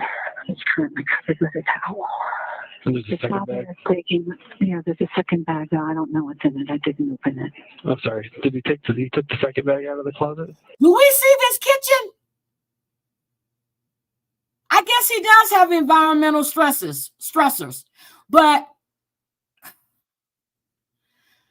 I took the second bag out of the closet and put it in the sink. Where's Brian now? I think he's still outside. And you're in the backyard now? I am, yes, because I don't want him to hear me. Despite the horrifying nature of this call, police could not have anticipated the twisted tale of violence they were about to embark on. Hold on. Nor did they have any idea just how shocking the motive behind the inexplicable horror would be. One day prior to responding to this harrowing incident, the emergency services had attended to a rather unusual call at 2 a.m. on Sunday, February 28, 2021. 19-year-old Brian Cohee Jr. is having a bad night. As officers arrive at the Blue Heron boat ramp, they can scarcely believe their eyes. The majority of the following footage has never been seen before. It's been analyzed by a qualified team, including a licensed professional counselor, a licensed clinical psychologist, and a former detective, former licensed polygraph examiner, and former hostage negotiation commander and instructor. How can we call a tow for that? I don't know, because he'd have to get in the friggin' water. So he drove his car into the river because he was trying to get rid of body parts. He drove his car in the river because he was trying to get rid of the body parts. Yeah. I called Black's Towing. They want me to text them a photo of the car because they think they might be able to pull it out. Okay. So you're already in contact with them? Yeah, but I only have like Okay, 10% let's just battery ask left on my Mom phone, and now to he do wants that. me to text him a photo of the car, and I'm Okay. like, oh, good Lord. I can take one and text it to him for you if you'd like. Oh, that would be fantastic. Thank you. Hold on. It's not every day that police officers see a car floating in the Colorado River. To try and make sense of what they're observing, the officers speak to Brian's mother. He is an inexperienced driver. Okay. Put his car here on the angle and got out and like. Okay, So we that's gonna skip that. Start the next process, whatever, because I don't know. I just have a really bad feeling. Monique's tone doesn't convey much hope. And with only an old photograph, police have very little That's to go Warren on. Barnes. However, Hold on, I just things wanna are get to this transpiring looking part. across. Okay, here's some talking. Yeah, I believe so. And what would it be? A human head and hands. Do you have anything on you that's going to cut, poke, hurt? It's important that the deputy only ask enough questions to figure out exactly what is going on at the scene. And while this is not the kind of encounter that even a veteran police officer would be accustomed to, it's Brian's parents who must slowly absorb the shock of their son's admission. I'm going to have you walk over here and you walk me inside, please. Just walk you all through this. What happened in the beginning. Okay. Let me do it. You go inside. Well, let's stay out here with me for a minute. Sit down. Come on, sit down, baby. Isn't there some shit? Stay with your mother. Give her. Just make sure that guy goes in the car first. I can stay here. You can go in the same place. Well, The sink okay. right there. No, you can on your own. House is empty. Okay. You had a bad feeling about what happened this weekend. Okay. She said there's a bag in his closet, and she opened it up, and she called me and said, "Redemption's been quite violent lately." The officer has no response to this observation. How you holding up, Brian? Okay.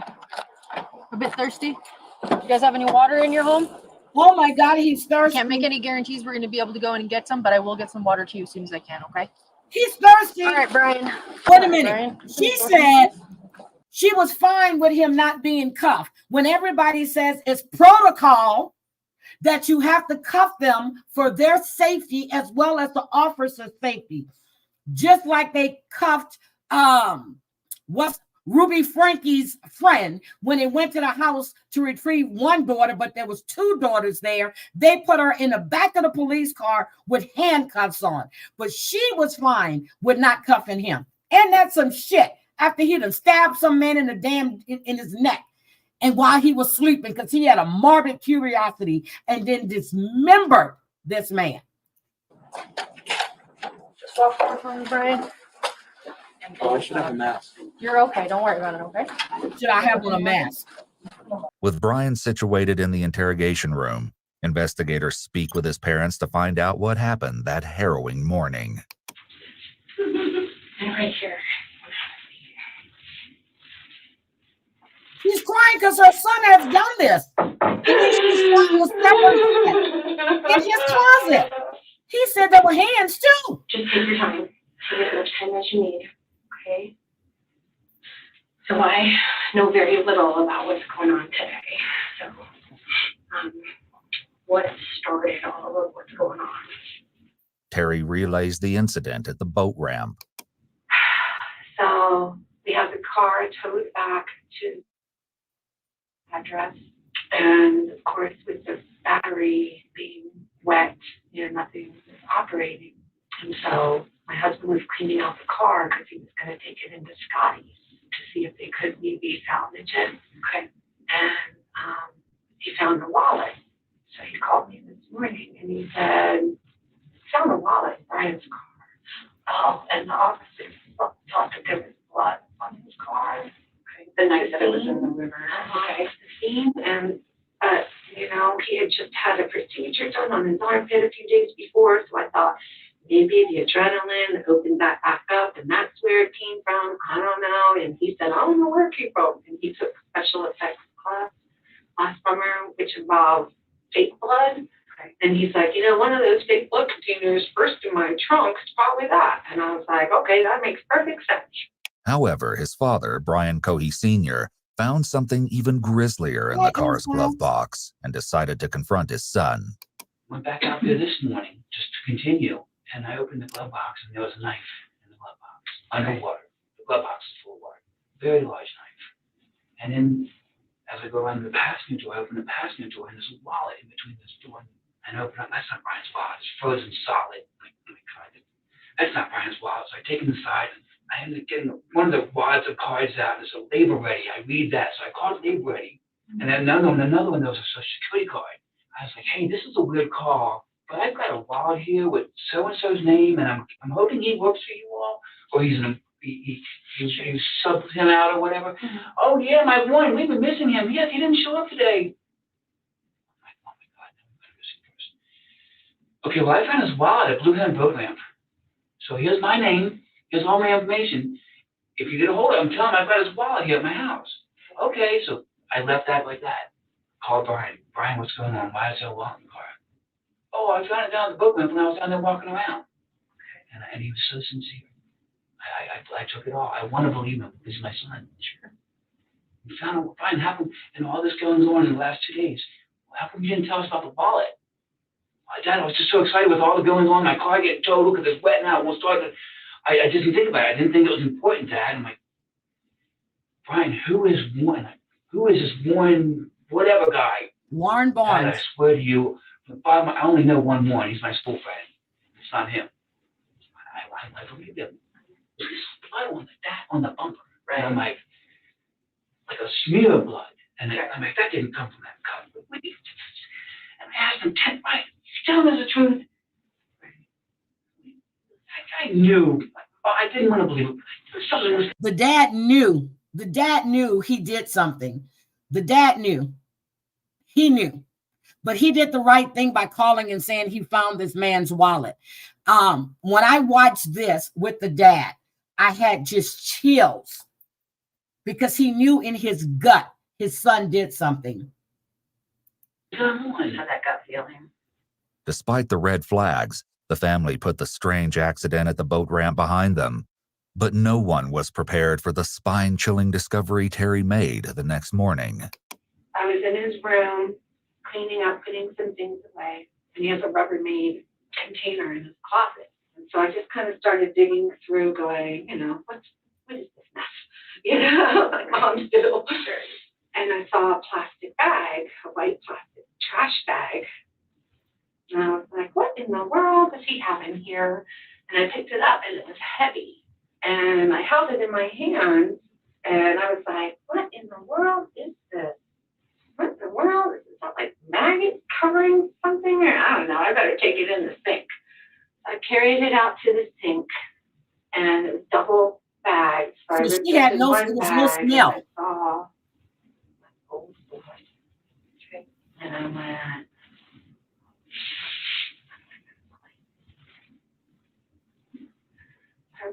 I opened the second bag, and it was all the bag. Oh my gosh, you saw the ear. Oh my God. Hi, Jean, sweetie. How are you? Hi, sweetie. So I didn't open the second bag. Okay. I called my husband.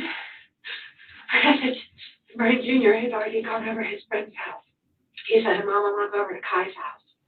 And I said, okay, but, don't be over there too long. He goes, yeah, I should only be over there maybe 3 or 4 hours. It's good to hang out with her. And I said, okay. This friend was Kylan Like, and police would speak with her shortly. So I called his father. He said, how did you speak in Andy up from school? He said, I think it's not 12. No, it couldn't be that old. Hold on. The guy was killed February 27th. The mom found the head March 1st. That's only 28 days in February, unless it's a leap year. So there was no smell protruding from that bag, but it was full of maggots. So he had the hands in there and the head. She saw the ear. So the second bag must have had the hands. Yeah. I just said, you need to come over here right now. And he said, okay, well, I got Andy with me. And I said, you need to come over here right now. And he said, okay, I'll be there in a few minutes. And he hung up. Kylan Light's mother, Heather Gale, recalled what she saw after Brian ended the call. And my only memory of that was the way he peeled out of the driveway. I actually have a picture somewhere on my phone of the marks when he left to go because his brother called him, I guess, and said, I need my car back. We know, of course, that this was a ruse on the part of Brian's parents to get him back to the house after their horrifying discovery. Brian, my husband, was already there by that point, and he put a towel over the Colorado, Wisconsin, Ohio. So we hatched a plan to call Brian and tell him that his brother needed the Mustang for a driving lesson because he's on his learners. And just as he pulled up, I called him. I mean, and he kind of knew something was up. Dad, you ever feel like the day's going to change? He started saying things. I'm like, yeah, it just seemed really vague. Me and Andy was sitting there, and Mom was on the phone over there talking to 911. And it just seemed like it took forever. As his parents continue to speak with the detectives, investigators Pete Berg and Lisa Norcross join Brian in his room. Over the next 2 hours, they will hear a shocking story of blood-curdling evil. And before the interview is over, they will even learn the dreadful truth about Brian's ill-fated trip to the boat ramp. Yeah, he was trying to get rid of body part. Oh, thank you.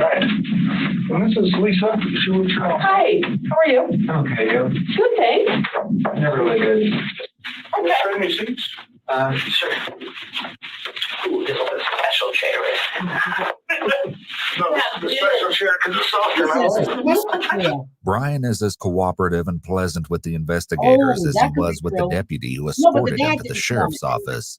But his nervous shaking and insatiable thirst indicate he is perhaps not as calm as he's trying to appear.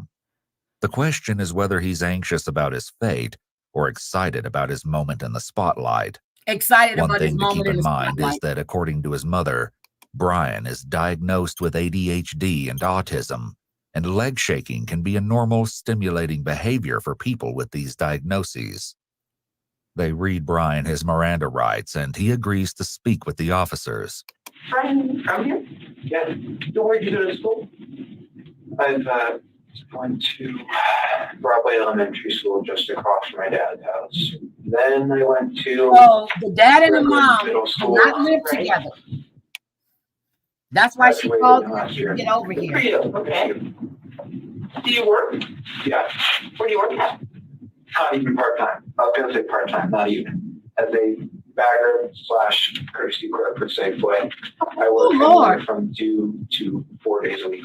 It may seem at first glance that the detectives are engaging in idle chit-chat to set Brian at ease, but this is part of rapport building, and it's also crucial for them to establish early on that Brian has been handling responsibilities such as school and work, and is perfectly capable of carrying on a normal conversation.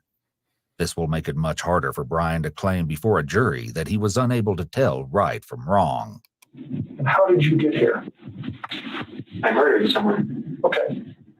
It seems that You heard it? Investigator I murdered Berg was someone. merely asking how Brian physically arrived at the sheriff's office. But Brian Whoa. doesn't stand on ceremony. With a tone and head tilt that suggests he's bragging. So between 24 and 72 hours. So February 27th, 28th, the 1st. That's 48 hours right there. So the odor hadn't kicked in yet. Ooh. Brian makes the ultimate confession. In fact, he's all too willing to discuss this horrific crime with detectives. To start back at the beginning and go slow and tell me as many details as you can remember. So, because I mean, Murray going to jail for the Look at him. 18 years probably. He said probably 18 years. We're at the beginning. It's murder. I mean, I'm going It's to jail murder. for 20 probably, but 20 years probably. I fight it. Okay. So what's important to me is to learn as much about you and what you did and as I can. Well, as many details as you can give me, the better. Brian's polite exterior only adds to the surreal depravity of his confession. He's somewhat of a unique suspect. Let's see. Yeah, it was the night of February 27th. It was a full moon. And I figured I could see so well, why not drive out? I am in a bad state of mind at that time. I have major depressive disorder, so I am not thinking. No, you're not thinking. Okay. And I'm cruising around for an hour and a half. He was looking for a victim. So I fill up on gas halfway through, and I'm eventually driving underneath the bridge near the sheriff's office. I'm bad with words. I'm just. Yeah. By the way, I'm a habitual late shaker.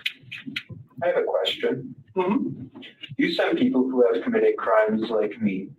Do we stay in this county jail or are we moved? It all depends on what the judge says. Brian maintains his spirit of cooperation, but he's clearly concerned about what happens after this interview is up. So he was thinking he's going to get 18, 20 years.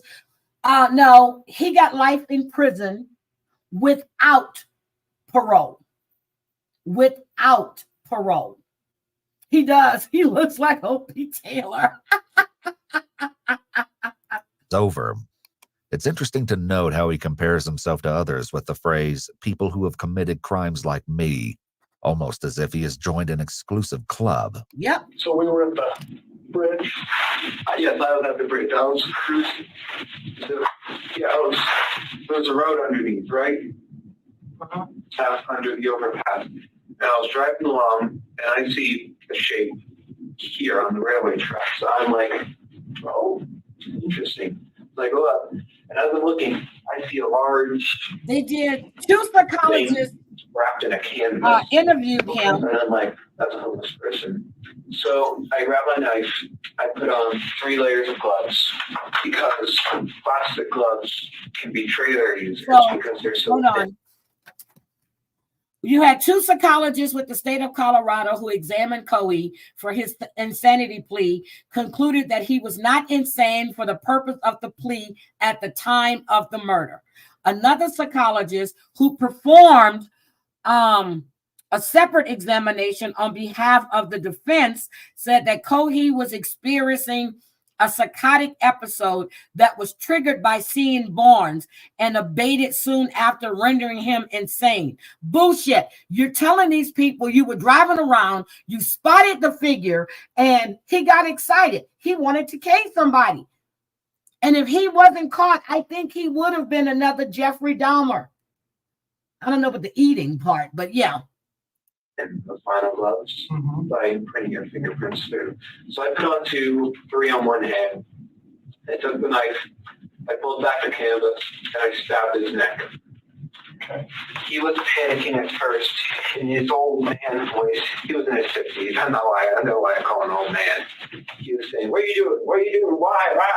And I just kept on stabbing his neck.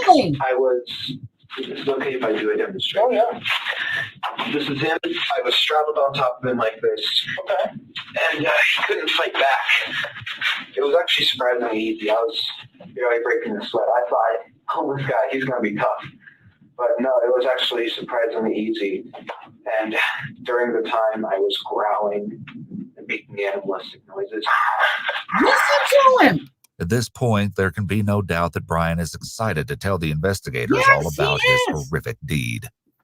Not only is he pleased to be holding court, he's actually reliving the murder and relishing the memory, demonstrated by a smile. As for any question of this crime being premeditated, Brian admits to having put on 3 layers of gloves, which he already had with him. The whole ordeal lasted about a minute and a half. Okay. Premeditated. When I was finished stabbing him, he took out his last breath, a grunt, and his head was halfway cut off in stabs. All the while, no, actually, after I killed him, I just couldn't stop saying, stinky, dirty, dirty, stinky, stinky. I wasn't smelling anything. My coffee, sorry. In an eerie coincidence, on one of his social media accounts, Brian identifies himself as that stinky boy registered under his email ID. And why were you saying that? I don't know. Okay. But you remember doing it, so. Yeah. I suppose it was just me speaking out my mind at that moment. It was like pouring out of the mind. Were you worried about, this looks like it's pretty close to the road. Have somebody seen you or catching you? It was 11 p.m. So not many were driving by. Well, it was behind the pillar. So like here's the road. It was here. So people would only see a brief thing here and here. So were you worried about them seeing you? I was worried about one of them stopping. What did you think could happen if somebody...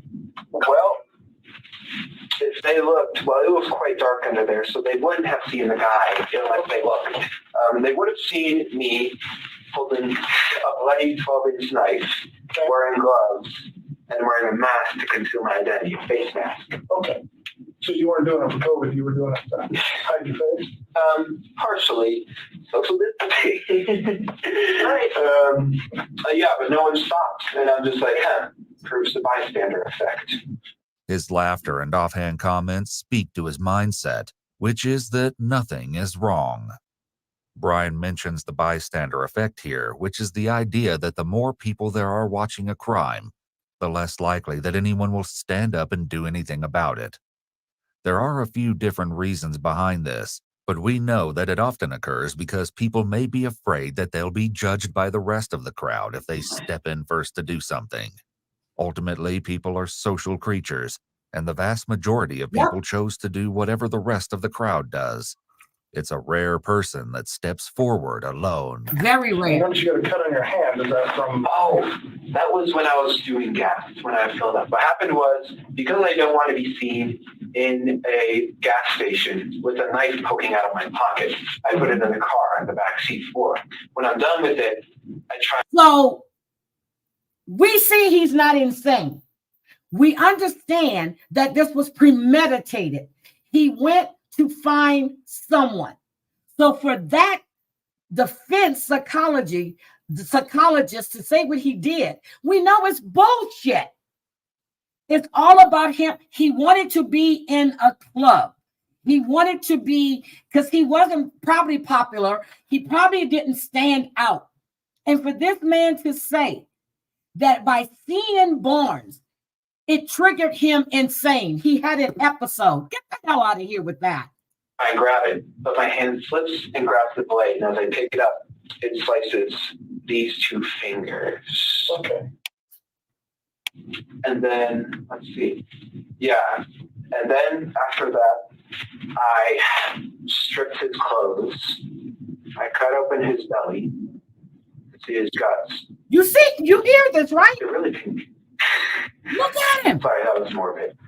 One of the exceptional aspects of Brian's confession is the level of detail he provides. Together with his casual commentary and jokes, these details convey to investigators that Brian is being fully truthful about what he did. It's also worth noting that morbid humor has long been one of Brian's trademarks. What about other kids in the neighborhood or on the bus? He didn't really, he had a couple of friends that he's had since. Told you he wasn't popular. But, he had a morbid sense of humor and would make jokes and I'd say, it's not funny. That's not funny. You just don't get my sense of humor. So in an interview with prosecutors, Kylan Like, who's known Brian since the 9th grade and whose house Brian was visiting just before his arrest, says that being provocative is a hallmark of his personality. When I first met him, he was very edgy, is the best way I can describe it. He loved to get a reaction out of people and say things that would make people have a double take. He wanted to go against the flow. His jokes were always in the realm of dark humor. Very rarely did he make jokes that weren't somehow relating to death or violence or destruction or breaking the law or just basically just humor that is considered. Damn. And I know a couple of people personally who just hated him because that's kind of how he is. You either think it's hilarious or you hate it. And that's the people who think it was hilarious was a small percentage of people that unfortunately and embarrassingly included myself. Yes, damn it, and my very best friend of high school, Emily, was someone who hated him. And, she's a bigger girl and he would call her fat and call her pig and call anybody who looked like that things along the same line. Like just spiteful, I guess, just trying to like I said, get a rise out of people. On the memes Kylan Like is not the only one who noticed Brian's love of sick humor. While in a youth diversion program 2 years earlier, Brian asked the other teens if they enjoyed a snack known as crispy meat bites. He joked that the recipe involved running your cat or dog through a meat grinder and then frying them up. Despite Brian's predilection for dark humor, Kylan's mom tells investigators that she never worried about her daughter being friends with him. He didn't seem scary to me at the time. He just seemed unusual, like in the way that my nephew and other people I know that are on the spectrum are just a little unusual, like not a lot of eye contact, things like that. But he never struck me as scary. Like I said, I actually let my daughter and her friends, not that I was in charge of her friends, but I let her sleep over at his house like a month, 2 months, whenever New Year's. And his mom, as far as I know, she ran a daycare. So I thought, good with kids, whatever, Okay.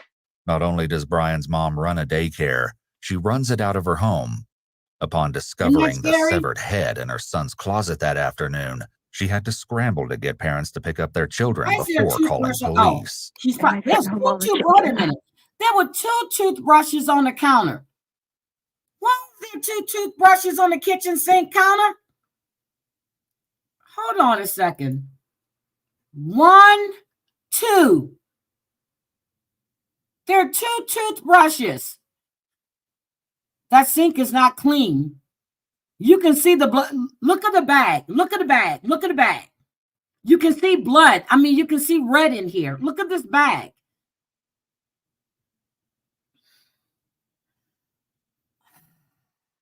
Jeez. She had to scramble to get parents to pick up their children before calling police. And I sent home all the children. I had a few little kids over that I was watching. So I called their parents and they said, "This is a family emergency. Please come pick up your children. They're safe. They're not hurt." Parents came. I hope everything's okay. And they took their kids home. Back in the interrogation room, Brian goes into further nauseating detail about the post-mortem mutilation of Warren Barnes. Destroyed his eyes by stabbing them. Nasty, yes. Okay. And then I cut off his hands. I put those in plastic Ziploc bags. And then I cut off his right arm at this joint and at this joint. Wait a minute. Heidi, do you think he wouldn't get away with? No, he wasn't going to get away with that. When I watched this, I watched it first. Then I went and I pulled the paperwork on it. No, I never thought he was going to get away with any insanity defense. He was too descriptive. He was reliving what he did and he was enjoying it. Crazy cat mama. His desire his attorneys to go try to use the right. Helping teach them hygiene, and the bathroom would be too small. Just asking me. Yeah, he wasn't going to get away with that. Anybody that watched this interview before even going to pull the paperwork saw he was enjoying, he was reliving what he did. He was smiling and joking about it. He's thinking he's going to get 18 years and he goes, oh, well, maybe 20 years. No, bitch, you got life in prison without the possibility of parole. And then at this arm, I tried cutting it here, and then I tried cutting it here. But what happened was I accidentally broke his bone. This one, it was poking out. And so I left that one here, partially cut, dismembered here, bone sticking out. And then I left his body there. And then I took the head, put it in a leftover pizza box from the dinner a few nights ago. And then I took the hands, put them in the back, drove home, hid the hands and head in my room, cleaned the knife, threw away the garbage I still see blood on the little thing of the knife. And then put the blood stained, wasn't stained, it had splatters on it. I put it in the dish, in the washing machine. What did you put in there? I put the outfit I murdered him in the washing. Yeah, I was wearing. Okay. Well, yeah, he's insane, but he had the presence of mind to put his clothes in the washing machine, just like Scott Peterson went home, put his clothes in the washing machine and ate pizza, then started looking for Lacey. You see how that works? In our washing machine, put it on high speed so it would effectively remove the blood. Washed it twice. You'll notice again that not only is Brian's level of detail remarkable and disturbing, he talks about the steps he took to avoid getting caught. These will undoubtedly be important elements to any eventual prosecution as it goes to establishing his state of mind. I can back up just so I don't lose track of where my mind is. So you cut him open, did you cut his Cut him arms open, saw off, his his guts. hands off, all that before you went home? Yeah, before I went home, I tossed the arm bits around. Like I took the right arm bit, threw it out. Okay. Took the left arm bit, threw it out. I lived somewhere around that bridge. Yeah, but look in a, because I know crime scenes can be a very wide area. Yes, it crime scenes can be a very wide area. In a 10-foot area, so like, this is a zoom in.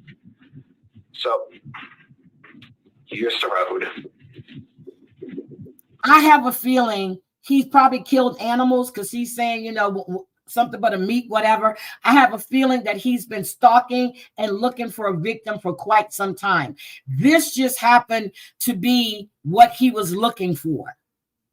He was homeless. He was living in a tent, and he went into that man's private space, whether he's unhoused or not. It's still his space. You went in there, disturbed this man out of this sleep, 69 years old, and stabbed him in his neck over and over and over again. Disgusting piece of shit. And here's where my car was parked.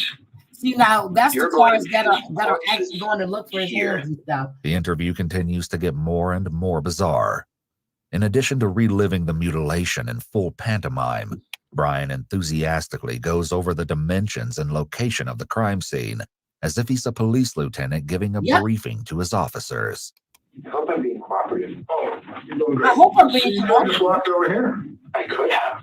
There's no use trying to deceive. So that's north, and you threw. Look what at else did him. you throw while you were there? I mean, how many pieces am I looking for? There are 2 pieces of arm. This section and this section. Just in this general area. I couldn't say where they are. Armed with information they've been fed from the interrogation, police officers descend on the area. There they find a scene that will no doubt haunt them for the rest of their lives. It's right here. Yeah. Because there's an arm. Hey. The female cop starts to laugh when she sees an arm. It's unfortunate that the family and the court will hear this. There's an arm. There's another arm. Okay, hold on. Do some pictures. There's another one. I don't have a clue. This is like something out of TV. Discussion with the deputy chief about how these kids don't have any. Right, here's a leg. That could be the upper arm or a leg. Well, there's 3. There, and there. Pieces down there. There are 3 pieces. If we can get the lab out here, that would be the best thing. She needs to be fired. I didn't see nothing funny or hear nothing funny. Holy hell. As police officers less than half a mile away take measure of the bleak crime scene under the bridge, Detective Norcross probes more deeply into the whereabouts of the rest of Warren Barnes' remains. You took, was it the head and the hands? No. And what did you? So they were saying that there was an arm, and then somebody said an arm that had to be a part of his leg. So there were 3 body parts right there. Hi, Susie. There's a 3 rule for body. You're exactly right. Okay, tell me about that. 3 days, the body starts to stink. No, 3 hours, rigor mortis sets in. Listen to him. 3 days, the body starts to stink because of decomposition. 3 weeks, the body is starting to starting seriously to seriously decompose. Right. 3 months, the body is unrecognizable. 3 years, it turns into a skeleton. And may I ask how you know that? I've always had a fascination with forensics. So he knew 3 days. Hi, Anatomy and Jody. physiology. That's something I made up. So that's something Yes, Susie. I don't want to sound like I They need to be aware of that. That's why I coined the 3 rule. You kind of remember it that way. Yeah. That's your way of remembering. Is it accurate? Well, somewhat. So This segment is fascinating for a number of reasons, not the least of which is the remarkable display of skill on the part of Detective Norcross, who makes Brian feel as though she's mesmerized by his account of the 3 rule. She gives him a moment of validation at the end. Yes, she and did. Brian's satisfaction is obvious. His ego is stroked and he feels that he's earned the approval of the detectives. Yeah, so what did you have the head and the hand at your house? The head I put, because it was starting to stink, I was planning on throwing the head and hands away. On the trash bag, not in the kitchen trash, but they were both in trash bags. The head was in a trash bag, I tied up the trash bag. Hands, I put in a trash bag as well. They were in Ziploc bags. And I was planning, do they sell empty paint buckets? I was planning to buy an empty paint bucket, put the head in it, seal it, and then I was going to throw it off in some dish. Okay. The hands I would throw in a different spot, wherever. I'm sorry, I just want to make sure I have it right. The head is inside of a trash bag. It was. Well, where is it now? In the kitchen sink. My parents searched through my room and they found the head and hands. Okay, and so are the head and the hands in the kitchen sink now? Last time I checked. Okay, so see, I was wondering about these plates that I saw right here. These are the kind of plates that you get in the cafeteria. So it makes sense when I heard that she ran a daycare center. But that cabinet right there is weird. That's a weird place to have one cabinet. So, and there's nothing going along that wall. So when I saw those plates, you know, you got your veggie, you got your main course, your veggie, and probably a fruit snack on that other one. I was wondering about those plates when I first saw them in the dishwasher. I'm like, what family eats out of plates like that? But it makes sense because she was running a daycare. And I still don't care. This kitchen looks completely dirt, even without that damn head in the sink. It just doesn't look hygienic to me. they're in the kitchen sink now because your parents put them there. But they were in my closet. As of now, investigators have only found a head, hands, and several pieces of arm. That leaves the mystery of where the rest of Warren Barnes is. What exact kind of trash bag? White. White, like a kitchen one, or what? Like a kitchen. Okay. White kitchen. One that you put in a trash can. Yeah. And then what about the hands? They were inside Ziplocs, you said. Both in the same. Both in a different trash bag. Okay, the white kitchen trash bag. Yes. But now they're in the kitchen sink. Yes. And you talked about cutting. I used to be a meat cutter. I know it's not easy just to cut off hands. Oh yeah, it was with the knife. I was just. So did you practice on anything else? No. How did you know how to do it? No, I just went along as a process. The bones, I just pressed the blade down and went. Sever them at the ligaments. Okay. And how hard was it to do that? To get them actually? Not particularly hard. I was just more frustrated that I broke this bone. So if you hadn't got frustrated, what was your? I mean, it sounds like what you did. We know. Did you have a different plan? Why were you the original? Because I always wanted to know what it felt like to cut up someone. Okay. So you know, just. So why did you stop? Where did you stop? Because the arms were. That's it. And that's all I wanted to know was like cutting off a limb. And I'm just like, okay. You wanted to know. Again, the mind reels when confronted with the nonchalant attitude Brian has toward discussing the murder and dismemberment of a human being. And you said you studied criminology and forensics and all that? I not college study or school study. It's like a passing interest. I understand. But what were you worried about, like leaving evidence behind? Or totally. So tell me about that and what you did then. Well, I was figuring the police don't. This is not to be taken offense, but police, they don't seem to care as much about high-risk individuals, homeless people, prostitutes. You see what I'm saying? He was looking for someone. He was looking for someone. So premeditation was there. And he knew what he was doing exactly, Mandy. He did, Aesop's. It's just crazy. Etc. So I was deliberately looking for someone who lived that type of life. Deliberately looking. I found a homeless person, and the original goal was just leave him there. But I was worried about the fibers on the outfit I was wearing that would be on his clothes and stuff. So I deliberately messed up the clothes. This is an outstanding amount of premeditation for a youth offender. It's a shocking amount for anyone, but particularly because of his age, His executive functioning is years from being developed, and yet he's thought so much of this through. It's chilling to think what he may have been capable of had he not been caught. Brian remains engaged, casual, and even jovial as he describes his mindset on the night of the murder. His detailed concerns about getting caught will make it very difficult for his lawyers to mount an effective insanity defense. According to Kylan Like's mother, Heather Gale, this isn't the first time that Brian talked about choosing a victim on the outskirts of society. Anything else things you've heard from Kylan come to mind? She told me that he had mentioned that he was going to kill a homeless person because nobody would miss them and he could get away with it. Yet once in an interview, Kylan tells a different story.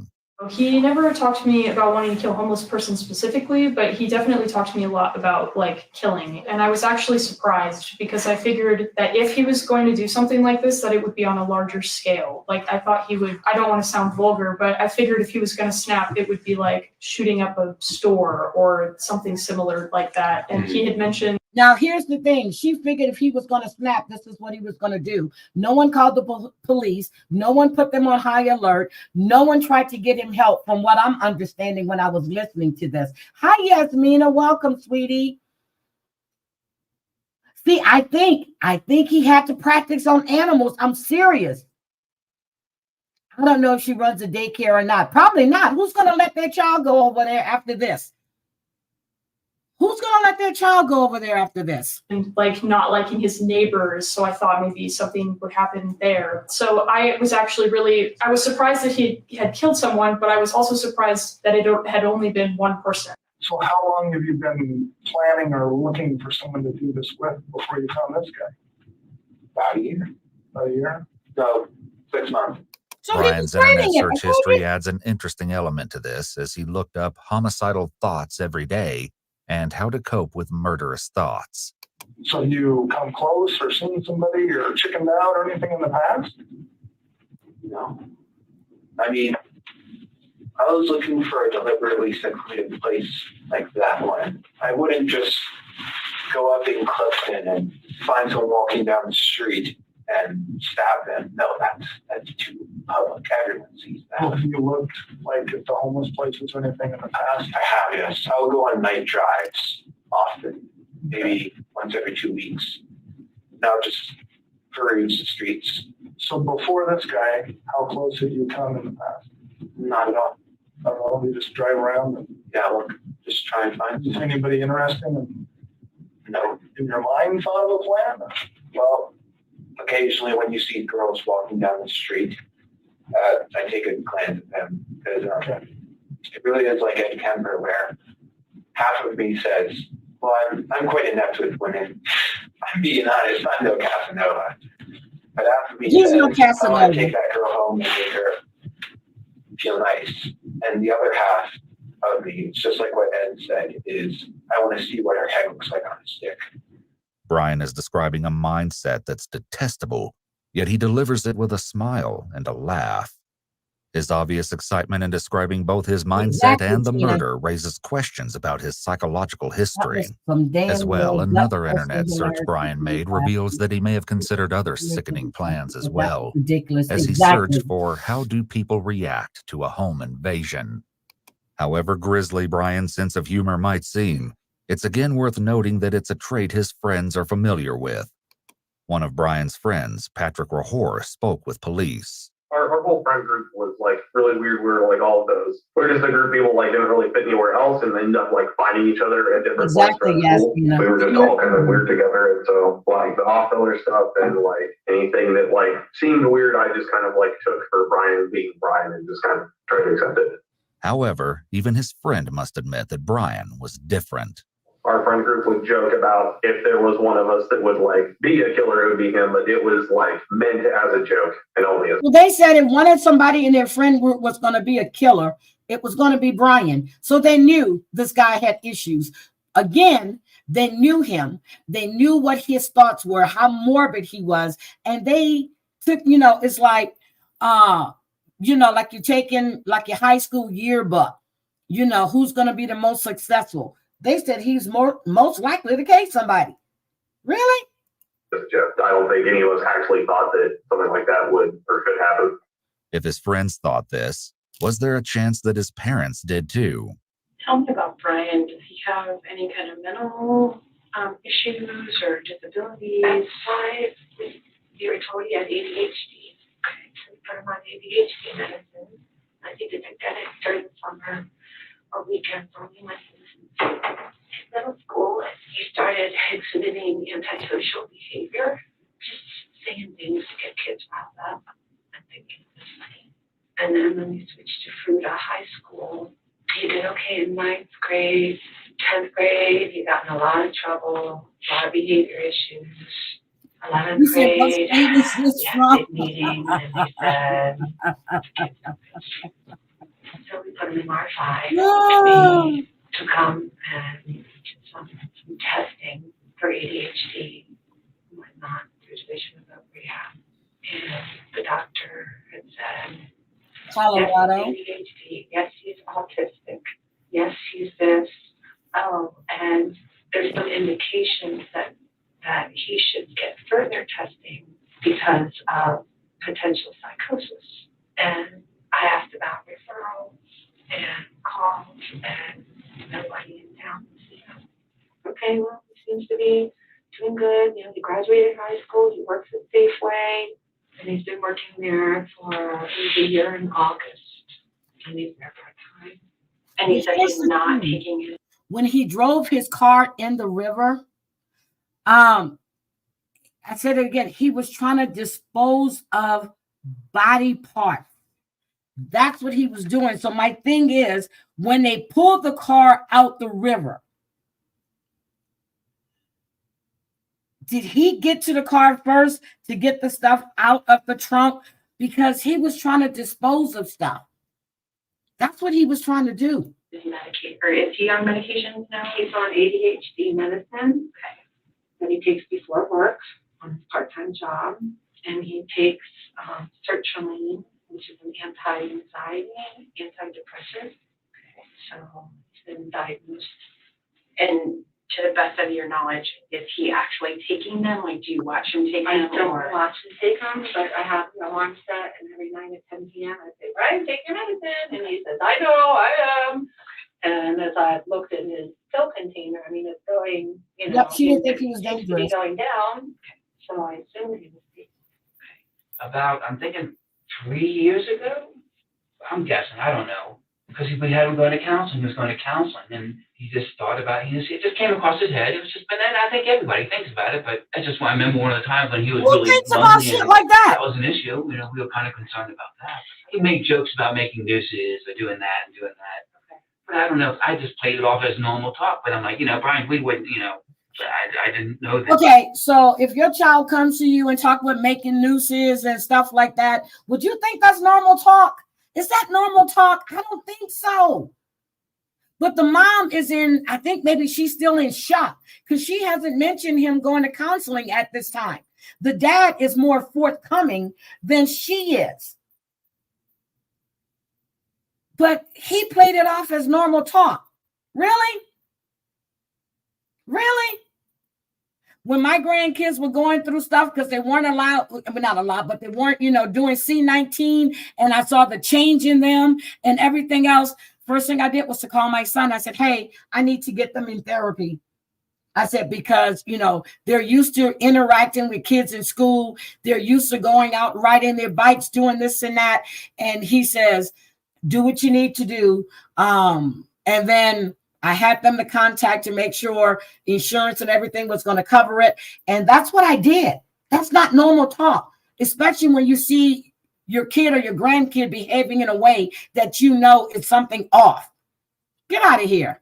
Depth of the water. I don't understand. He's obviously sick. He's obviously very sick because we've noticed weird things about him. So yep, he gets cold. Just he looks at me and he has this cold look on his face.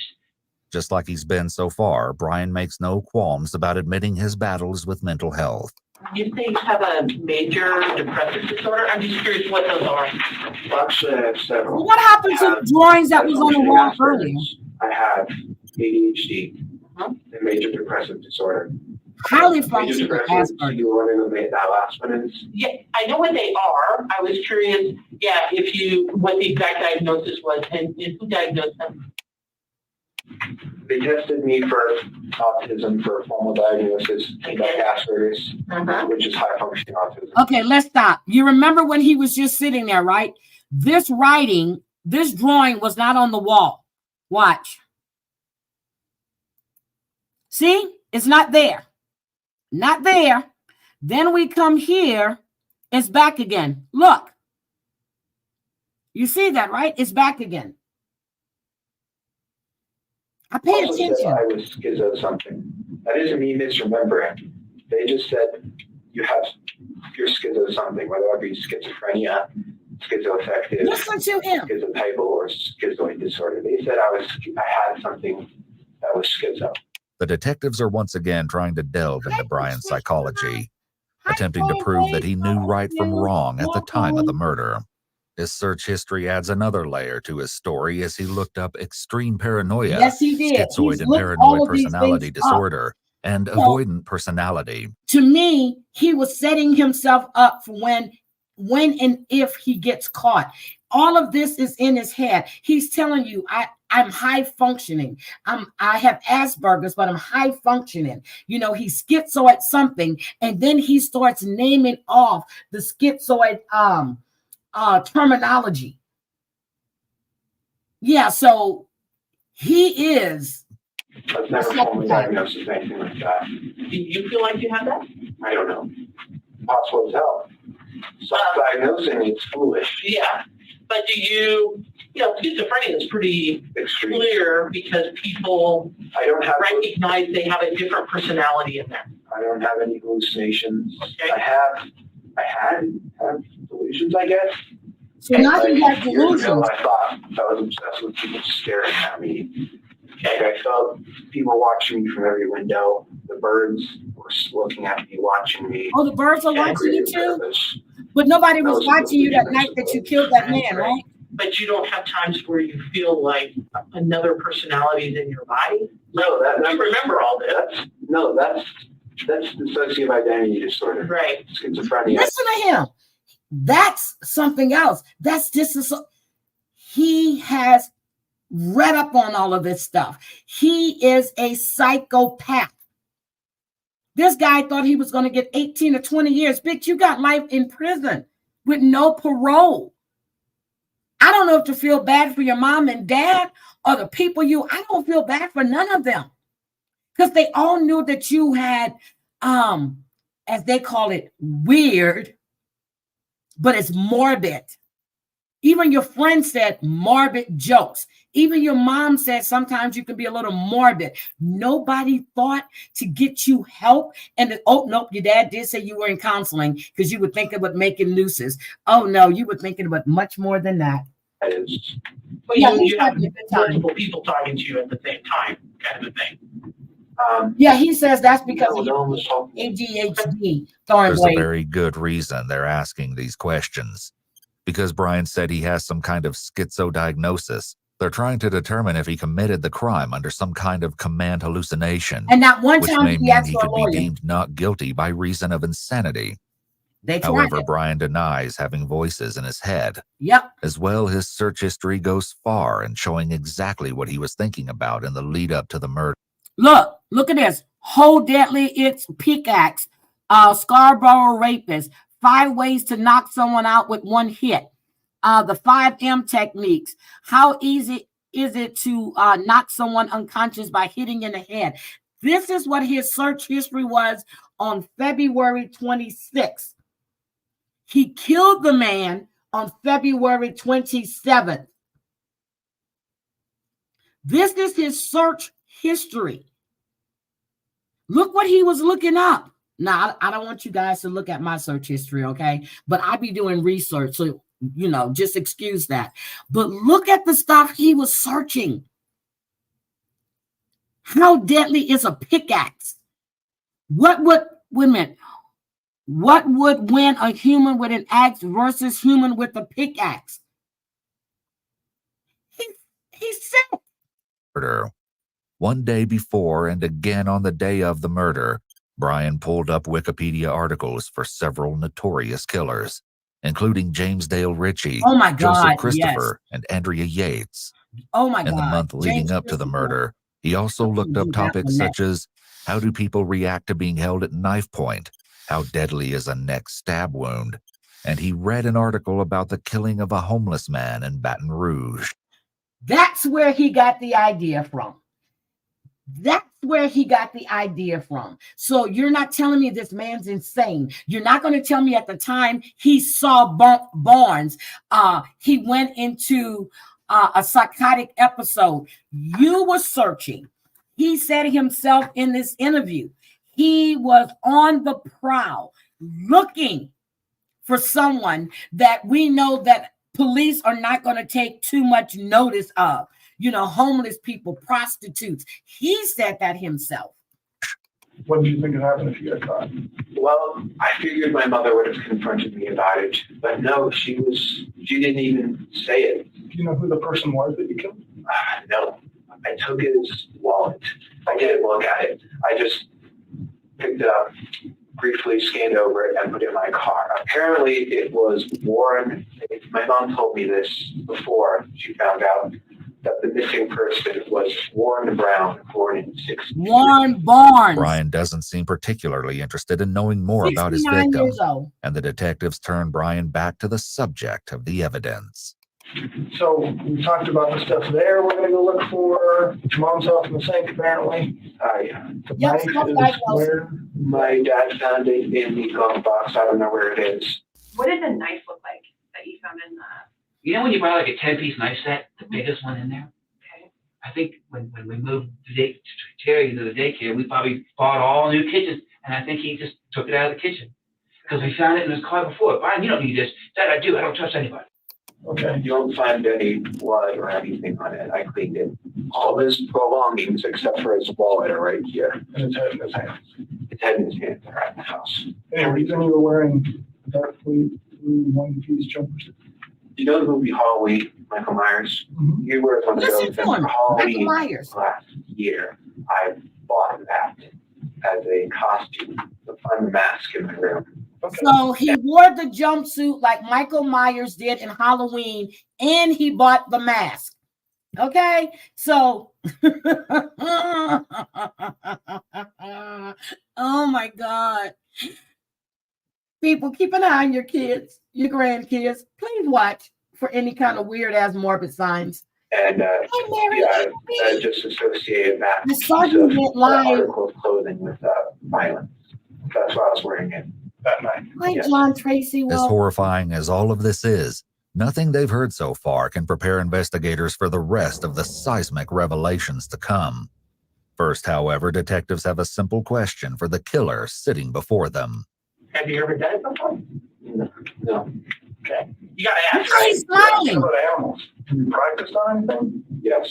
It's a pretty big step. Tell me about that. This was 2018 Halloween. A stray black cat has been coming around our house. This was before I moved into my mom. This was at my dad's. You're And late. I was thinking about killing it. You're late, The Black video Cat. is redacted in this part, but the transcript from the sheriff's office says that Brian told detectives that he herded the cat into a sleeping bag and beat it, strangled it, and snapped its neck. He then decapitated the cat, hid the body in a shoebox, and hid the head in a wine cork box. It seems clear that Brian has a sick interest in decapitation. There are chilling parallels between what he did to the cat and to Warren, Thank you. including decapitation and keeping the heads in boxes. You're okay, Black Hat. Both times he preyed on those he knew were vulnerable and that he believed no one would notice. And then I disposed of the trash and got away with it. Killing that cat. Did you keep them for a while like you did this guy, or? I kept it for 3 days. Then it started to stink. So where you got the 3 days and it stinks? Happy birthday to the Also because bacteria starts to float the body after a day to 3 days. So The story that Brian might have Look at killed him. a cat is actually a widespread rumor in Grand Junction. Did you ever hear about Brian, either from him or anybody else, about him killing a cat? yes, I remember hearing about it, but it also just sounded like made up rumor, so I didn't really like think anything about it. Did you ever talk to him directly about it? Like ask him if it was true? Might have. That knife looks Do you dull. ever remember him saying, yes, I did that, or no, I didn't? Anything like that? Okay. But you had heard rumors that possibly it Look at happened, the but never scrapes and really stuff got on to the the bottom knife, of it? on the blade. Look at Patrick this. is not the only one to hear rumors of this type and ignore them, saying it was some kind of a sick joke. I know that there was another girl in that class who told me that she lived near him in that neighborhood and that they were always missing cats. And she felt like he was stealing cats in the neighborhood. And honestly, I don't remember if I found that out through him or through friends. But yeah, I definitely know about the cat. Did you believe that, or did you think it was just Brian saying something outrageous? Honestly, I don't know. I think I believed it, but that I didn't want to. Well, there's the because pizza I box that am he a put big the head in. There's the pizza box that he put the head in until he can put it in the trash bag. Now, again, you got all these rumors of somebody killing cats. Nobody went to the police. Nobody called them and said, hey, this guy is morbid and weird, and all these cats are going missing. And he was talking about making meat bites. You know what I mean? Nobody thought about all of that shit. It's just like the guy that killed, oh my God, I forgot, what's her name in Florida? He had told everybody in school that he wanted to kill someone. And he killed this young girl on Mother's Day morning. Get the hell out of here. Animal lover, and that's just, I didn't want to see my friend in that kind of light. I remember my friends just talking about how messed up it was, and my friend Sean said that he knew the person whose cat it was, and he was super upset because the cat was like super friendly or whatever. But I don't think I ever heard it around Brian himself. In a redacted portion of the interrogation video, Brian admits to finding a dead groundhog by the side of the road, which he skinned and attempted to make leather out of approximately a year before the murder. It sounds like you killed a cat. Well, actually, I was thinking of killing people during the cat, but I wasn't acting on it. But I started seriously thinking about killing people a year ago. How about when you were 12? Did you think about killing? No. So what in your life has changed, or what in your mind has changed to make you? He looks like Jeffrey Dahmer. And one day you woke up and thought, I'll kill someone, Yes, or was no. it gradual? It was gradual, I think. So tell me about when those thoughts first started happening. Well, in high school, The interrogation is again redacted here, but Brian says, quote, "Called me weird, but I think everyone has had thoughts of shooting up their school. I suppose I never just did. don't really like people." But he wanted to read really bizarre things and things that we didn't have in the library. I remember he actually checked out a book about Son of Sam, and then the next quarter he wanted to read about the Columbine shootings. He was very obsessed with just that kind of darker stuff. You mentioned a writing assignment. I can't remember anything specific just because it's been so long, but it does seem like there was at some point something he wrote, an idea about Columbine or something like that. I can't remember really the specifics. Okay. It's more of a sense of had an unhealthy fascination with school shootings. Back in the interrogation, Brian tells the detectives that this isn't the first time his family has found something unsettling in his room. last year, my parents found a kit I had been assembling. It had hammers, shovels, knives, large zip ties. No, he doesn't look like one. I was No, there this for is not, people. yeah, in a They found it little though, and I convinced them it was for other methods, for other things. And it was Just an a little ultimatum bit. where if I didn't throw it away, all that, they would call the police. And then I would have been arrested on charges of conspiracy. That was. I guess he does look like Eccles a little bit. So what made you put that kit together? That was for nights like that. So back then you were thinking about doing that? Yes. That was $100 thrown away. In an interview, Brian's high school Oh, it was teacher free. recalls I that could his see it was parents free didn't seem boys. overly interested in his disturbing behavior. We weren't obviously the only class that was having issues with it. I thought they were trying to get them out with for her the mom, longest. and she kind of, I think they said like didn't really understand like what kind of like what's the big deal sort of thing. Like she wasn't really like, yeah, this is serious. Ooh, I gotta revisit that one. They didn't get anywhere with her. Yeah, it was 3 boys, not 2. It was Indeed, a 3. friend of Brian's mom notes that Terry felt that school authorities were unfairly singling out her son. See what I'm saying? Terry She's had like a thinking I- binder, I remember, of information that she had conflicts with District 51. Okay. I know growing up as a kid, he was really teased in school that they would call him like 4 eyes, geek, loser, dork, all that stuff. but the detectives in the interrogation room are more interested about his murderous intentions in the preceding months. I'm really curious when you talked about the hammer and the shovels and the knives and like the zip ties. I mean, what was kind of your plan then? That's a little bit different than you did this time. Oh, yeah. So what was the plan back then? The plan was to go find, because there's no prostitutes in Grand Junction, I don't think. Have you ever had any sex crimes? Yeah. There's no prostitutes in Grand Junction. Yeah, the plan was to go with one of them and have them come with me. And then the plan was to subdue them and tie them up and then torture her. So what made you not go back to the same plan and get, if you kind of had that as a plan? Would I have been caught?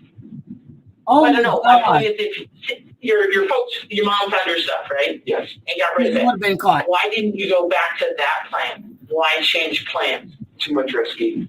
First time in a row, they'll be like, okay, that's really suspicious, but okay, we forgive you, don't do it again. Okay. Second time in a row, we're calling the police on you. I didn't want to do that again. Okay, fair enough. And so they didn't call the police? No, because they gave me an ultimatum, have them throw it all away or call the police. So I threw it all away.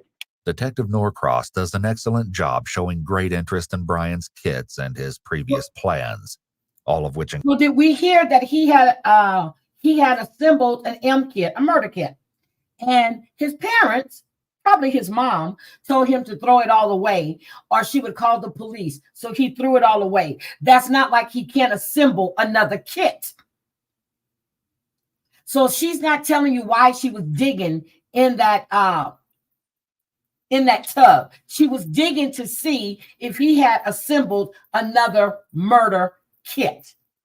She's not telling the whole truth. I said the dad was more forthcoming than the mother, and I mean it. She's trying to still shield this piece of shit right here. Encourages the suspect to keep talking and helps build a strong case against him. Still no lawyer. At this point, the video is redacted, but according to the transcript, the detectives ask Brian if he ever expressed any of his dark thoughts to his parents. He tells them yes, but only disguised as jokes.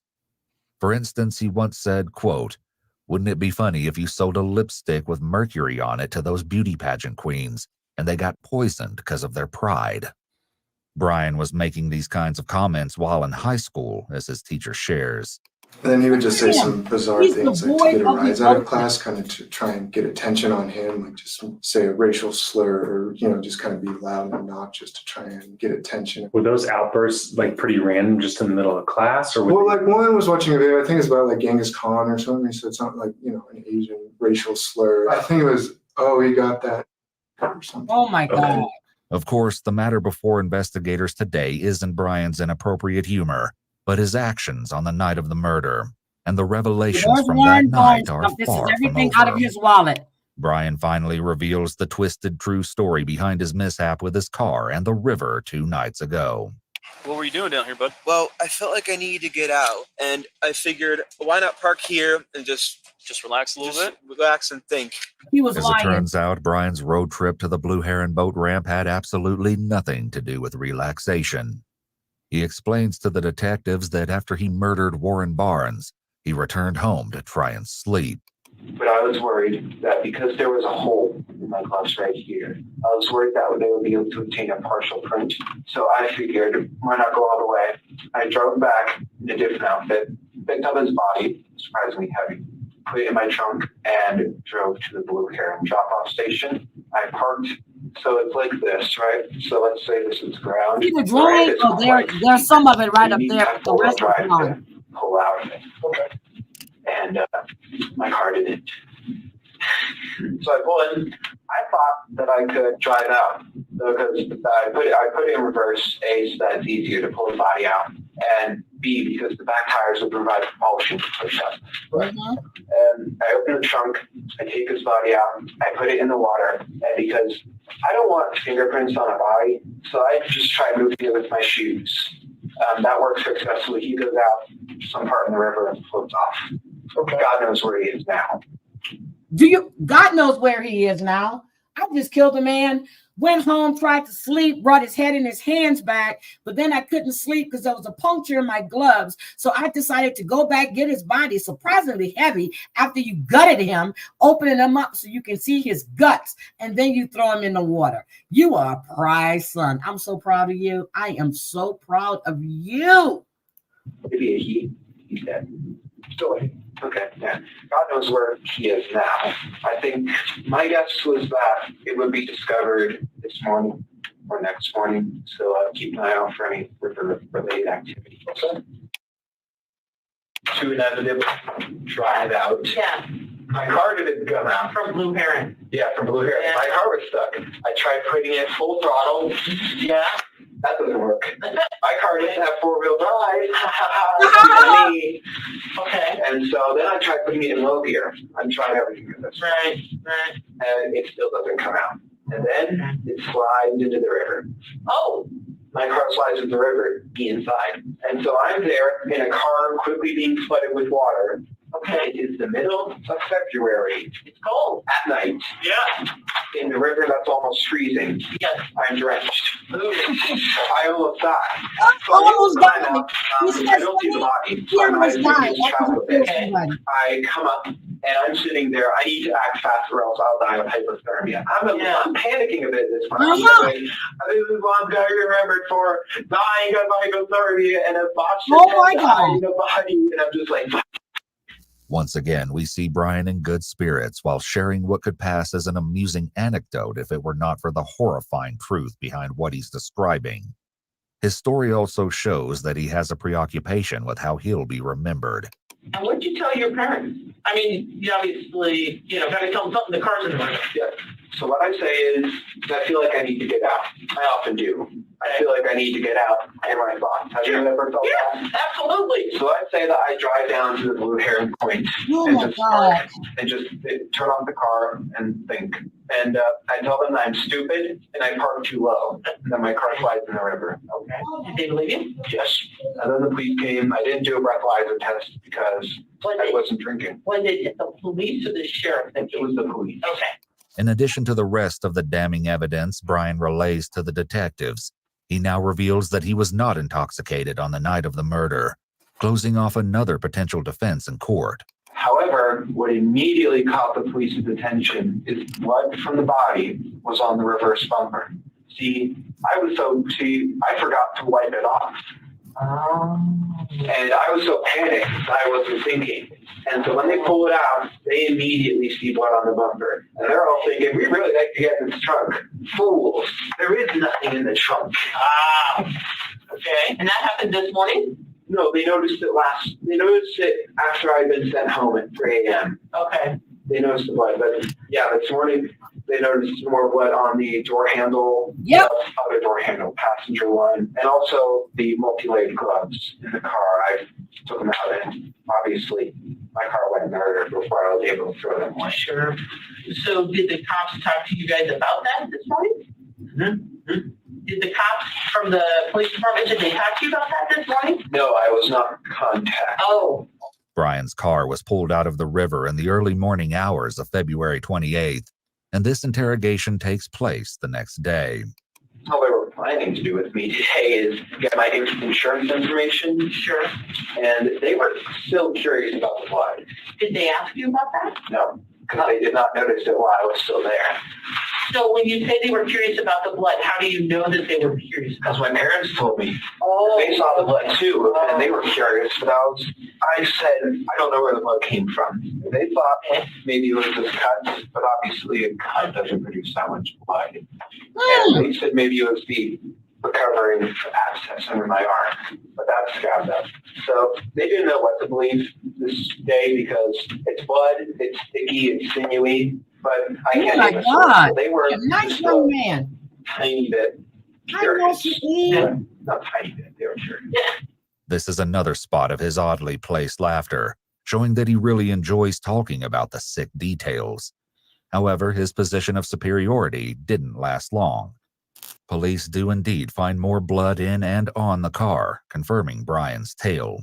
And I was worried about just how long it would take to find him because it's a somewhat traveled road, but at least have a nose for that type of thing. They're trained to be able to identify the smell of corpse. Oh my God. And obviously that was botched.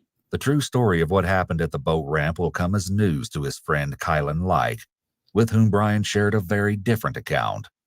First, though, on the very same night that he dumped Warren's body into the river, Brian messaged a group on Discord, which Kylan was part of. He wrote, "So, I totaled my car. It's in the river." One of his friends replied, "What? You okay?" Brian wrote back, "Yeah, I okay. My car aren't, though." So I said, hey, are you okay? I don't have Discord RN, but I heard the news. And he said, yeah, I'm fine. Almost died, LOL. Sorry for the late response. My phone was off. I said, it's okay. What happened? He said, I was out driving, needed to clear my thoughts. So I park at the boat ramp, drop off at the river, but my dump parks on the dirt and mud ramp. So when I try and leave, it gets stuck. I don't have my phone on me because it's dead. I try shimmying it, low gearing it, nothing works. Then it slides into the river, me inside.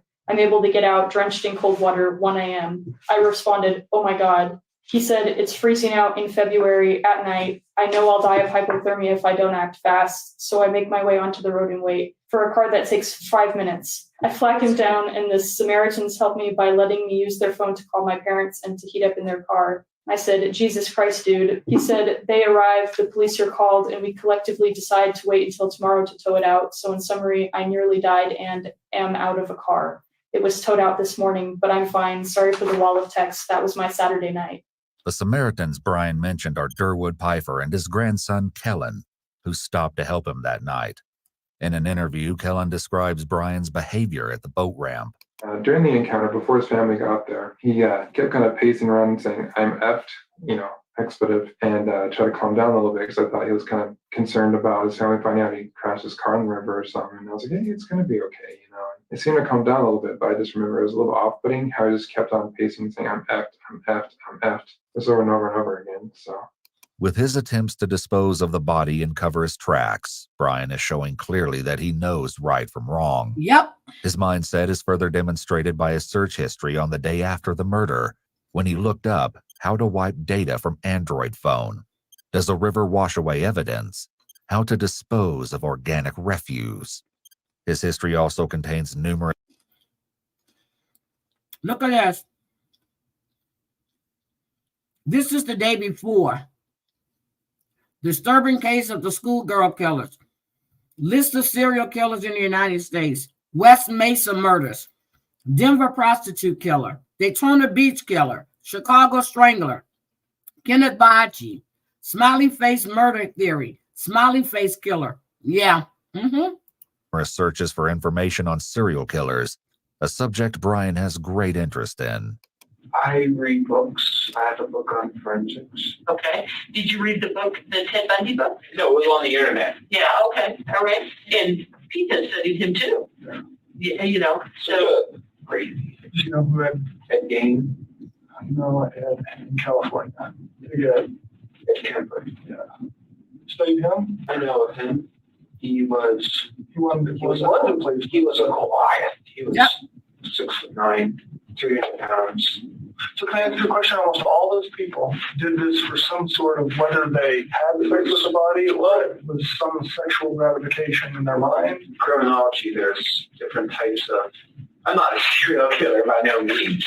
Yes, but for serial killers, there's different types of them. There's organized, disorganized, missionary. I'm just wondering what gets you excited about doing it? Well, I'm not really sexually attracted to it. I was just asking. Brian's statement that he found no attraction to the concept of murder is doubtful, given his excitement at the chance to relive the killing by telling the officers every little detail of the crime. Still, the detectives are determined to... Honestly, I was looking to see when he was talking about it, if he was getting a hard on. I was actually looking to see if he was getting a hard on. Figure out the why behind Brian's gruesome actions. So I'm curious about the cutting him up, taking parts of him home. Have you ever thought about, so it sounds like you've had like Ted Bundy, sex type stuff. Ed Kemper just kill people because you want to kill somebody, plus the sex stuff. How about Jeffrey Dahmer? It wasn't really inspired by it. It was just more. I'm just trying to think of all the people these people can do it, so can I. Brian's claim that he's not inspired by serial killers is somewhat undermined by that last remark.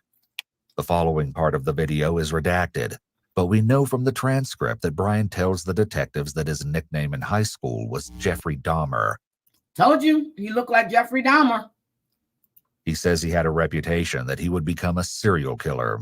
When we would do different group activities, sometimes we would have like different personas or whatever. And he'd be like, I'll be Jeffrey. I'm like, no, you're not. I do remember that specifically. He was very obsessed with Jeffrey Dahmer. And is it Dylan Klebold, the Columbine shooter, was obsessed with him. I remember actually talking to my mom and saying, take this name to your prayer group. I mean, and I remember talking to another teacher and saying, if any kid's going to shoot up for the monument, it's this kid. In an interview, Brian's high school... The teacher even said it. The teacher. No one got this guy help. School friend Patrick Rahor recalls a Halloween party they both attended. Do you remember a costume that he wore? Yeah, he wore a Jeffrey Dahmer costume. Okay. And I heard he was Mike Myers one year. Was that he was actually Jeffrey Dahmer? Does that? I might have been mixing up the years because we had a couple of Christmas parties, Halloween parties. But yeah, I think he dressed up as a serial killer a couple of times. When he was, I guess, Jeffrey Dahmer, how did that look? I guess how did his costume look? I mean, it was like jeans, a plaid shirt, and like big glasses, which honestly was like not too entirely different from what he normally wore. His obsession with crime, serial killers, and all things morbid was something that his parents had noticed too. A lot of separation on crime and crime scenes. And so he was talking about going into the military in the fall. I told you the mother is in denial. Having your job. And so I had purchased online a crime scene investigation book for him. You know, it's like one because you probably read it when you first started out in college. And so I gave that to him and I was like, so here, Brian, let's channel that curiosity into something positive that you can affect a good change in the world. And he's like, yeah, that's my plan, Mom. I'm not going to say you basically taught him how to get rid of evidence. I'm going to say in the last few years. And is it like shows that he watches or like tries to do things just to create a scene, you know what I mean? Like Discovery a lot. Animal stuff or nothing. No, he loves our dogs. You know, I mean, he loves our dogs, but he kills all the cats. And he would watch. Like just last week, he watched Silence of the Lambs. Really? Well, he's 19. What sure, I watched it. It doesn't make me a oh my God! killer, Okay. And he watched The Zodiac Killer. Really? A couple of times. Brian's affinity for Jeffrey Dahmer wasn't the only warning sign observed by his teachers. I didn't the first week of school, we had a meeting with all of his teachers and his case manager, expressing the concerns that they had with him and also explaining some of his behavioral issues. Did anybody express that they had concerns he could be a serious safety issue or anything like that? Yes, I believe so. We were to keep a very close eye on him. And it's certainly very apparent early on that he was a very troubled person. Again, in the 2019 school year, one of Brian's teachers found a notebook filled with a number of disturbing elements. So I remember I don't even remember who found, there was like a notebook. I don't know if it's part of a notebook check, my student teacher, another student, or somehow it got brought. We had a meeting with Officer Bomar and the administration. No, it didn't belong to anybody. It's obviously okay. concerning stuff, talking about like He just got serial killer statistics and stuff. Like he seemed to be kind of enamored fine. with that. So that was kind of when they asked us, did we think he was like a threat to us or other students? And my student teacher didn't feel like he was going to do it. My granddaughter, when she was 9, wrote names on a piece of paper in her class and said she wanted all of them gone. And they called the police. A good thing she wasn't 10. They called the police. Nobody called the police on this. Nobody. When he harmed anyone on the school. So famous serial killers, some information about. Kill counts and just stuff like that. Okay. Like, that's not entirely normal. The disturbing contents of the book discussed by Brian's teacher far exceed his initial portrayal. Within its pages lie numerous troubling entries detailing Brian's fixation on serial killers and other disturbing topics. Among these, Brian has devised his own cryptic code or alphabet. Furthermore, Brian's brief profiles of his favorite killers paint a grim picture of his unhealthy obsession with destruction and depravity. Additionally, he outlined plans for taking lives made and home, holding killing strong dogs. opinions Look at about his this. own purpose and actions. The book was also filled with quotes about his beliefs in neutral evil. One such quote read, "A neutral evil villain does whatever she can to get away with. She's out for herself, pure and simple. She sheds no tears for those she kills, whether for profit, sports, or convenience." This is far from the only warning Born sign to that raise emerged hell. during his time at school. In December of 2018, Brian was arrested on assault charges when he hit another student with a homemade mace. When I had kids give speeches, I always told them to do an attention getter. And so it was the day of his speech, and he wanted to go first. And he pulled out this Indiana Jones like whip that he fashioned out of masking tape. So to start the speech, he kept hitting the podium. Of course, everyone looked, and then he gave his speech. Then later that day, he ended up beating or whipping one of our side-by-side developmentally disabled students at the bus stop. In early 2019, he was suspended after intentionally causing a student with PTSD to suffer a panic attack. In a subsequent meeting, school administrators conclude that Brian has a high potential for violence and presents a high risk for the school. However, despite being apprehended for his behavior and his several run-ins with the management at school, Brian's mother, Terry Cohee, has a strikingly different opinion about the incidents.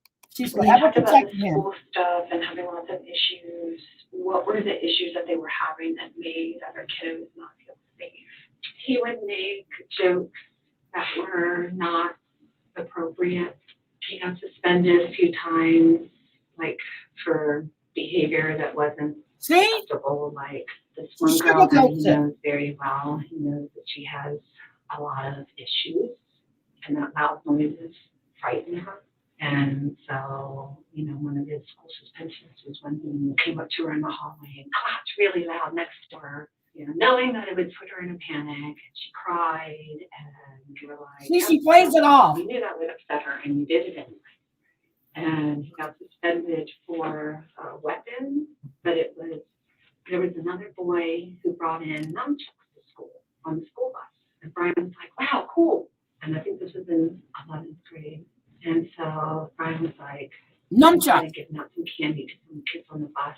And so I was like, can I check those out? He's like, I'll bring you in so I could give you some candy. So Brian gave the kid candy, and the next day the kid comes on the bus with two sets of nunchucks. One are glass, and the other one, I guess they're like rubber. I don't know. I never actually saw them. He's like, I know I can't take the glass ones because I'd be in trouble for that. So he took the rubber ones and he put them in his backpack. I don't know if it was in his backpack or in his jacket. I'm serious. She makes excuses for him.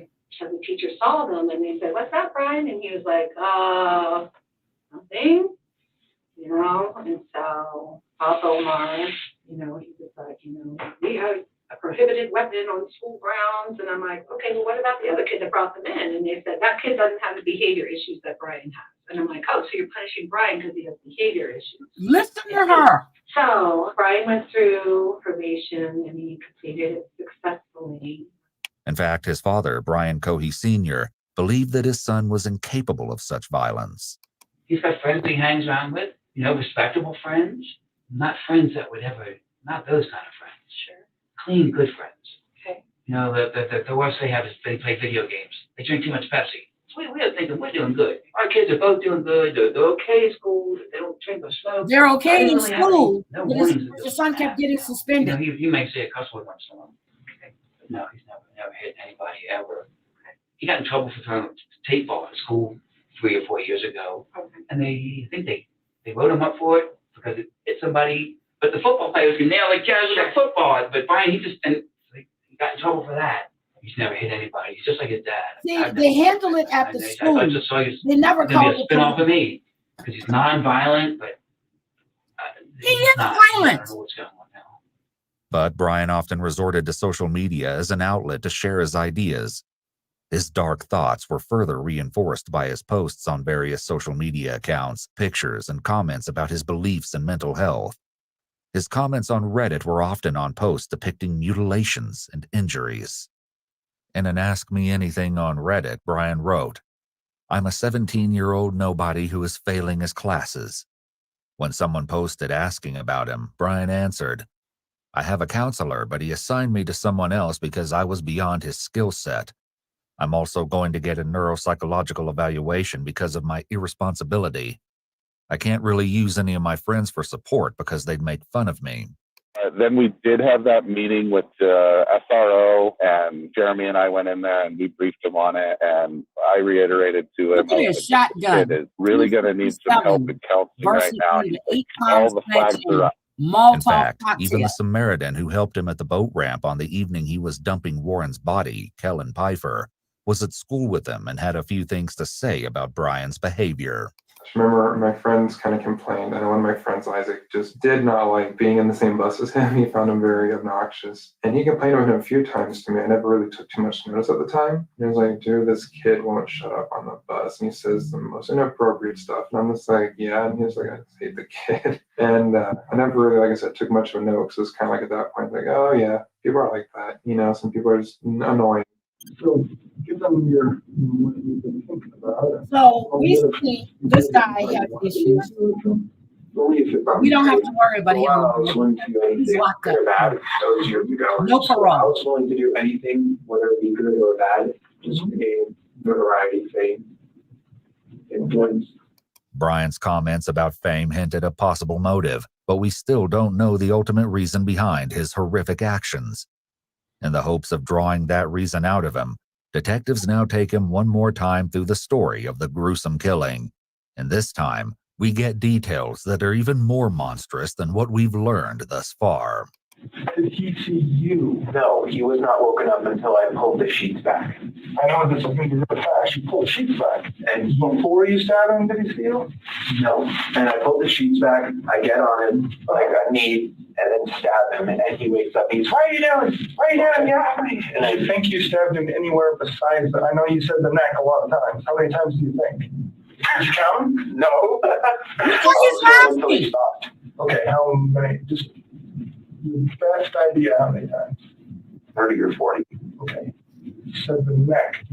Besides cutting his arms off. Well, actually, it was a general assault. I was mainly targeting his neck. It was a general assault. Area. I was stabbing his head, anywhere in that general area. I stabbed his head multiple times. How about his chest, his stomach?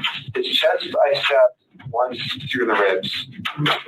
Which hand were you using? Right hand. It was his right ribs, and I just went. I sliced open his belly, carved up his leg. Not like I made several slices at his leg. Oh my God. I was just doing everything I thought of at the moment. Then I cut off his head. I gave him a Glasgow smile. A Glasgow smile. A Joker smile. Why were you doing that? I suppose it was a frenzy. I was so excited, so rushed up on adrenaline every day. And I paused, and he's like, "Why are you doing this?" And I said, "I've been wanting to do this for a long time." Brian has used very little vulgar language up to this point in the conversation. Between that and the exactness of his quote, it's easy to believe that this is an accurate recollection. So let's talk about before you were sure he was dead. Where else did you stab him before he was dead? Nowhere but the head and neck. Okay. When did you stab him in the chest? After he perished. Okay, and how did you know? When he came back to work. He let out a final Then gasp. he came back to work. And he wasn't fighting later on. He was losing too much energy, blood loss. And he just finally gasped, and I needed to make sure I'm peace of mind, so I decapitated him, partially as for the... That's what I feel of it. So let's try to go step by step. You said you stabbed him in the neck and the head while he was alive. Yes, I paused. We had a conversation where he said, "Why are you doing this?" And I said, "I felt like doing this for a long time." I continued. He died, deceased, whatever you want to call it. Whatever you want to call it. I stabbed his ribs, opened up his belly, sliced his leg multiple times. Yes, he is, Marcia. Roped him, and then decapitated him. We only have a few more minutes, guys. Joints. Did you derobe him before or after you opened his belly? After I opened his belly. So you cut through his clothes to open? No, I lifted up his shirt and just... Which way did you Lifted up the shirt and just like a deer this way or like this way? No, this way across his belly. Okay. if what Brian has admitted to so far has not put a sick feeling in your stomach, Yes, I'm listening to the it gory again. details to Feeling, come but I will didn't get surely through all do of this. so. He was very, didn't see his heart or anything? no, he was very thin. I thought about taking out. What else do you think you saw? What do I think? What do I Internally, what did you see? I saw his liver, his large and small intestine, and that's it. Some of it was yellow. I was thinking about taking out his heart. I was thinking about crushing the ribs and disemboweling him entirely. Oh my God. Did you disembowel at all, or just cut him open? I cut him open, but his organs spilled out by themselves when I was dumping him. Yeah, he's romanticizing this. Like anything internally? No. And how did you know it was his liver? I mean, you ever go hunting, or how do you know it's somebody's liver when you open them up? It's dark, purple, brownish. It's large up here. I just knew it was. I had taken anatomy and physiology, so I knew it was his That liver. makes sense. I was just curious if you've ever seen one before, you're just guessing, or how you know. I've seen some. These cops These are better than nauseating me. details are quickly followed by another shocking I'm piece of sick to my information stomach about now. the night in question. Did you take any pictures that night? Yes, but I deleted them entirely. Where did you take pictures? After I killed him, I took a picture of him, his hands, but I deleted all those because those. Oh, they can get it from the I don't cloud. know if you can find them, but When you say you deleted them entirely, that's an interesting statement. What do you mean by that? I removed them from my phone. Deleted the pictures. Okay. With some assistance from the U.S. Secret Service, investigators he are able to does, John extract the Tracy. deleted photos from Brian's phone. Nonetheless, Brian's care in deleting the pictures once again show that he was highly interested in covering his tracks, Yep, he showing was. us everything we need to know about his state of mind in the wake of this awful murder. Did you tell anybody about what you did before today? No. No. I haven't told anyone that I committed murder. Yet that very morning, Brian texted his friend Kylan Like, asking if he can come over to talk. Once at the house, Brian concocted a story that Kylan's husband, James Bailey, thought was ridiculous. What I remember, he came over, he was acting super weird, and he was like, I got to tell you guys something. I think the police are trying to frame me for a murder. I found a body, I was like messing with it, and I got my car stuck in the river, and I had wiped blood that I had on my hand onto the car, and the tow truck guy saw it, and like, I think that they're going to try to frame me. I thought that, like I said, at most he had found one and was just trying to be edgy because he found one or something like that. Or even to the point where he could have just been making it all up just because, again, I didn't know him personally. I was planning to maybe keep a finger. Yeah, got that far yet. For what? Line finger. That's small, not that much space. It won't smell that much. Makes sense. Easy to keep. Brian has provided the detectives with everything they could possibly want to know about the murder. He's detailed the killing not once, but twice, and he's even revealed stomach-churning details about the disposal of the body. The one question that remains, however, is an enormous one. Why? And Brian's reason why is perhaps the most twisted aspect of all. You know, Brian, I have to ask, a lot of people that we have talked with, They're you know, silent. wow, or they're just not as well spoken as you are, to be honest with you. You're very articulate. You're very articulate. I think I'm bad with words. No, I actually think you're really articulate. And you talked about you were just kind of in a bad space that night. It was, yes. Okay. Why were you in a bad space? I didn't take my medicine, and plus for years I was wondering what murder would feel like because read Ted Bundy and the Zodiac, they all say murder is the best feeling in the world. So I'm like, I'm going to try that. So for some time I had been wondering when it would happen. Oh I my always knew God. that I would be in this building, whether it was as a criminal or a police officer. As shocking as it is that Brian's motivation comes down to a simple matter of sick curiosity, his last remark is almost more unbelievable. As mundane and evil as Brian's motive may seem, it's not one he made any attempt to hide. Even as he first talked to police in front of his house, the young killer was fully upfront about his curiosity. Like, for real human head and hands? Yes. From? That fellow who went missing recently. Which fellow was that? Warren Brown. Warren Brown? When did he go missing? Barnes. The night of the 27th. Okay, and how did you end up with him? I murdered him. With what? A knife. Why would you have done that? I've always wondered what murder felt like. Brian's teachers were all asked an identical question. When Brian was arrested, were you surprised to hear that? No, I was not at all. I remember when I saw the story on the news, and you're like, that name sounds so familiar. And then you're like, I guess I wasn't surprised, if that makes sense. I mean, I've been doing this for 23 years, and I know you can't really go off gut feelings, but I just always felt uneasy around Ryan. Like there was, and just like he needed much more help than we could offer him in a public school setting. And so when I saw that, I hated to say I wasn't necessarily surprised that his path could have led to that point. Were you surprised to hear about what happened on the news? No, I wasn't. I was more let down by the system because like we had called it out that he needed help, like with all those kind of flags were going off. Y'all called and it it out. still happened. Called the police. Back in the interrogation, the detectives try to find out if Brian's curiosity was satisfied by the murder. So to see what it felt like, what did it feel like?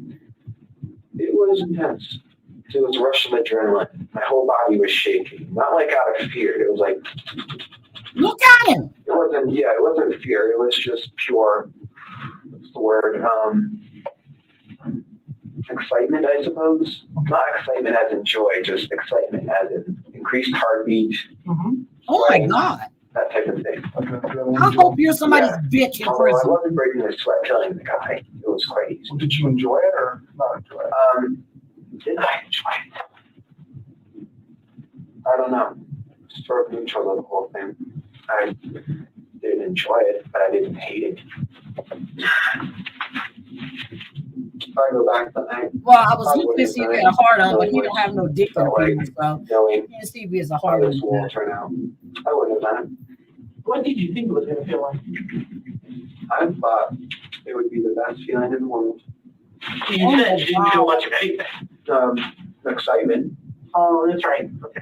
But other than that, no. Well, let us step out and figure out where we're going next, okay? Okay. The interrogation is over, and Brian seems highly satisfied with how he's cooperated with the detectives. He's enjoyed every minute of this Yes, he conversation, has. and it seems that he at least partially achieved what he set out to do. He He's seems to 19 see and himself he in the looks like same that. league as infamous killers such as Ted Bundy. Brian may be done talking on camera, but he still has one last comment to make. According to Detective Berg's official report, when he walked Brian to the booking department, Brian smiled and said, "I feel like Hannibal Lecter right now." Brian Cohee Jr. pled not guilty by reason of insanity in January 2022. This plea triggered a psychological evaluation. Noting the matter-of-fact way he presented the details of the murder, the doctors asked him how he felt about the killing in retrospect.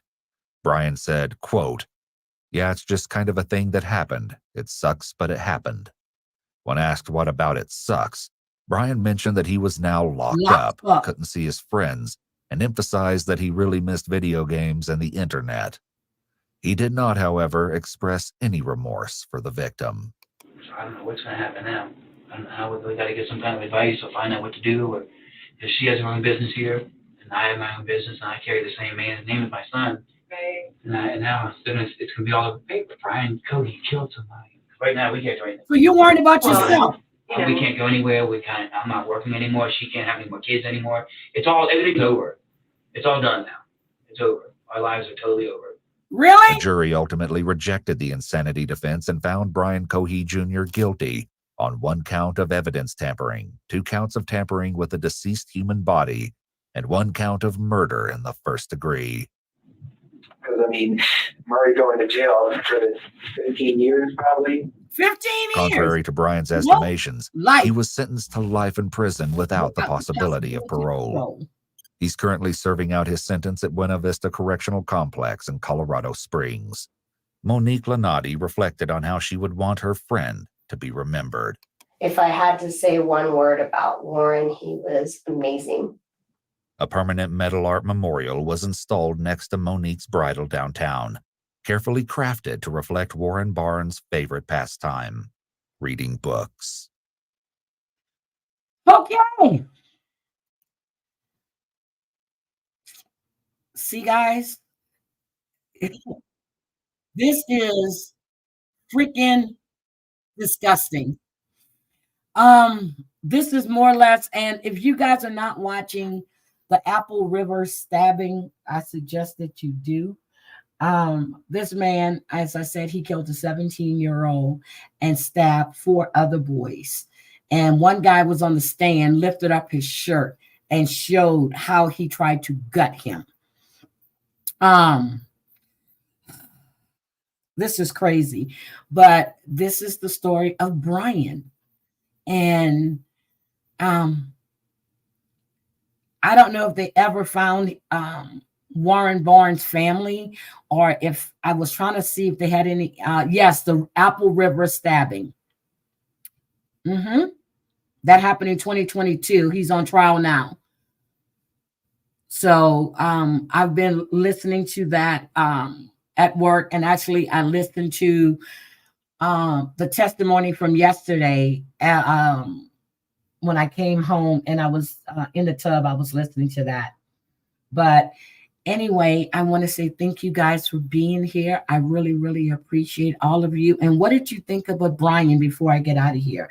Do we think that there was any way that they could have helped him if they would have caught this ahead of time? Because the teacher even said that the system failed him. You suspended him for his violent actions. His mother sitting there defending his behavior. That's just like Crumley. It reminds me of that case. But the mother and them, they were so wrapped up in their own life, their own extramarital affairs, that they didn't pay this young man any attention. So I'm just trying to think.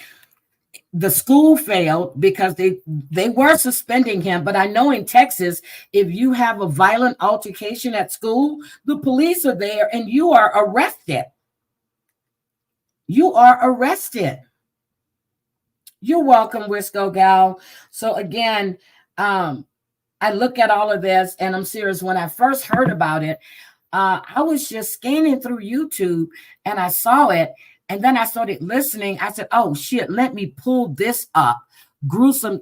John, this is really, really gruesome. And I hadn't got to that part about Jeffrey Dahmer because I said, you know what? Let me just read up on this. And nowhere in anything I read that it mentioned Jeffrey Dahmer. When I saw him, I thought of a Jeffrey Dahmer in that interview room. The first thing I said, oh my God, he reminds me of Jeffrey Dahmer. And he's probably going to end up just like Jeffrey Dahmer. They're going to kill him in prison. They knew when they put Jeffrey in general population what was going to happen to him. They knew what was going to happen to him. So again, there is no excuse for not getting this young man help. The dad was forthcoming, saying they had him in counseling, but the mom is making excuses for his violence in school. Anybody that I know, if they had a child like that acting up in school, the first thing they're going to do is get them help. First thing they're going to do. But they did nothing. The mom just made excuses. You found a murder kit. And you tell him to get rid of it, or you're going to call the police. And you don't think, hey, something's wrong with my kid. Ted Bundy had a murder kit. You don't think there's something wrong with your kid? And instead of calling the police and said, hey, this is what I found. You've got cats going missing all in your neighborhood. People are saying, oh, yeah, it was probably Brian. Again, nothing is done. Nothing's done. So this shit is crazy. And I just get chills. Chills. 19 years old. And you were thinking about it for years, what it's like to kill somebody. You were plotting a prostitute, but then no, because you might get caught. So then you go get an unhoused person. Yep, Keys had kits all over the country. You're absolutely right. So again, we have parents that are not paying attention to their child's cry for help. But he's telling you, just like Crumley was doing, they didn't hear it. or they didn't want to hear it, or they just brushed it off. Even the day that he went through and was shooting in the school, parents were up at the school, didn't bother to tell the school, oh yeah, my son has a gun just like that because my husband bought it. He drew a picture of it. He had it in his backpack. Nobody bothered to check his backpack. She never even told the school he had one. Again, you don't care. It's all about you. And not about what's best for your kids. You heard the dad saying their lives is over. She can't have any more kids. His business is gone. What about the person that your son paid? What about the fact that you didn't get your son the help that he desperately needed? And on that, guys, I'm going. I appreciate each and every one of you for being here. Do the factor meals come with cheese, Pringles, Mountain Dew? Oh my God, Black Hat. You don't need to be eating that. You just had surgery.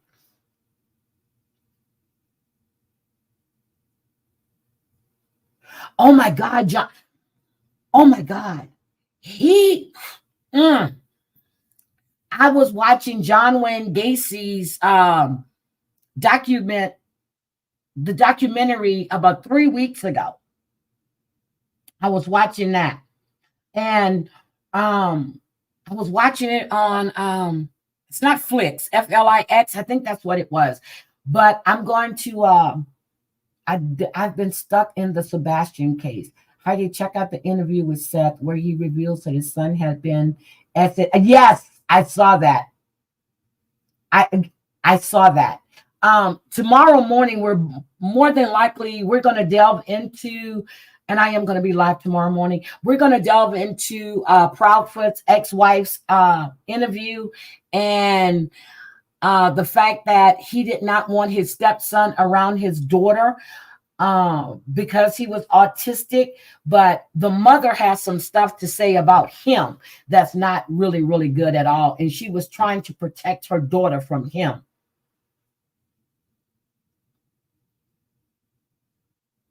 So I think somebody said in the chat that they think the mother did it and he covered it up. I don't know, but I don't believe that young man walked out that house at all. Never did when I heard it. Never did when I heard it. So again, I want to say thank you. And let's see. Cat, the U.S. Navy vet, thank you for becoming a member. Crazy Cat Mama, thank you for being here for 15 months, which is longer. Heidi, thank you for gifting a membership. Crazy Cat Mama.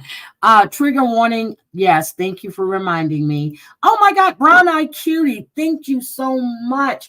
I appreciate that. But guys, I really, really, you know what? I guess I have a morbid curiosity too, but I'm not going to go out. I just like looking into these cases and looking to see can I find, and I always want to see body cam footage. I really want to see body cam footage. The biological father was on Pascal show last night. Respond. Oh, okay. All right. I'm going to watch it. Cranky, you're okay. You're okay. But we are going to get into the interview tomorrow. But today I wanted to bring you those. I've been behind because I've been really, really busy. I am going to be live next week, but the following week I'm not. I'll be gone for like a week and 2 days. So I'm listening to my lady took my attention. Oh my, don't tell me about that. I saw somebody the other day with this goiter, this huge thing in their neck. And you know, you can't help but staring. And I was trying not to look, but I was looking and I was like, Heidi, stop. So I hate to do that, but I do. I like what. And then I've been watching this. Ooh, I forgot. What's the name of the show? The Killer Amongst Us or something like that. I was like, you never know who's living next door to you. I'm serious. You don't know who's living next door to you. Captain U.S. Navy vet, I'm so happy to see you. And I hope that you're getting better. I really am. Oh, my middle school had a lady with one. She did lunch duty daily. Grossed me out. I don't know why. Was that on Seinfeld? Oh. So you're going to be gone, taking y'all with me May 2nd through the 4th. So I'm just intrigued by a lot of things, and I'm still checking. And tomorrow I'm going to catch you up on Kaylee Gain. But you know what? I can do that right now. So Kaylee Gain, okay? She's the young woman that got into the fight. Okay, she had the fight and she was in the hospital. Her cognitive, she still has a lot of damage. But what they're not telling you is that Kaylee was suspended the day before this fight for fighting in school. Kaylee Gain was a bully. A bully. And then it stated that her mother drove her to fight this young woman that knocked her ass. I'm sorry to say that, but she was a bully. She was a bully. She had been suspended for fighting. And they were saying that they weren't sure if she was the aggressor or the victim in this fight. But everybody that was in, people that they talked to in that school, stated that Kaylee was a bully.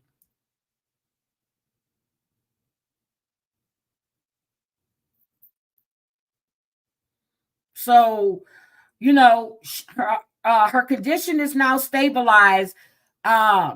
She was moved out of intensive care, but she still has a long journey ahead of her. But she was driven over there to fight that girl that knocked her ass to the curb and she hit her head. Sorry, but that's what happened.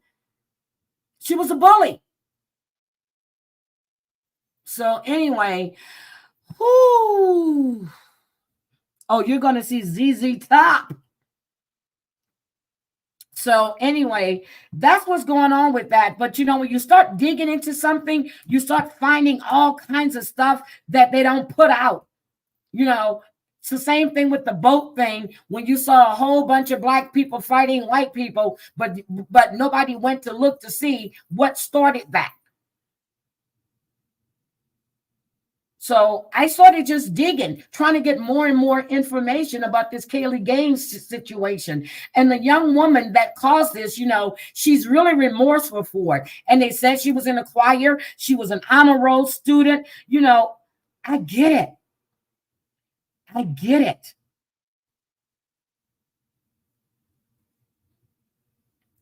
But she was suspended the day before this fight occurred. She was suspended from school.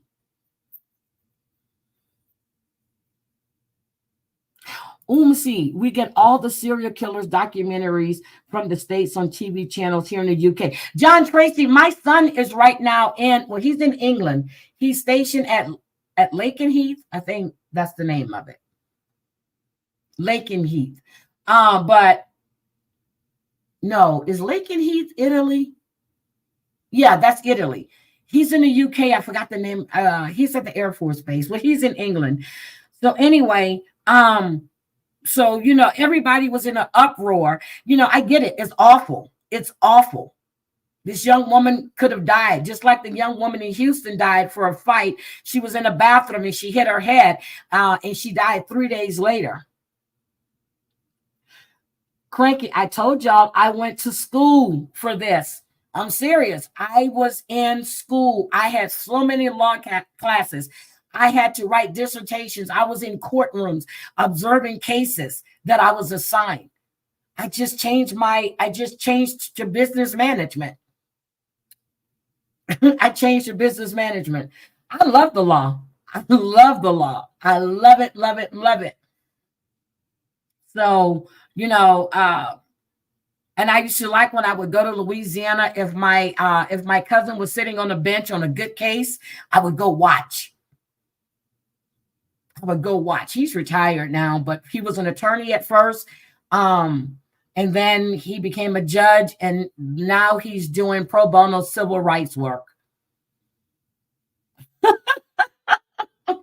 But I always wanted to be a defense attorney.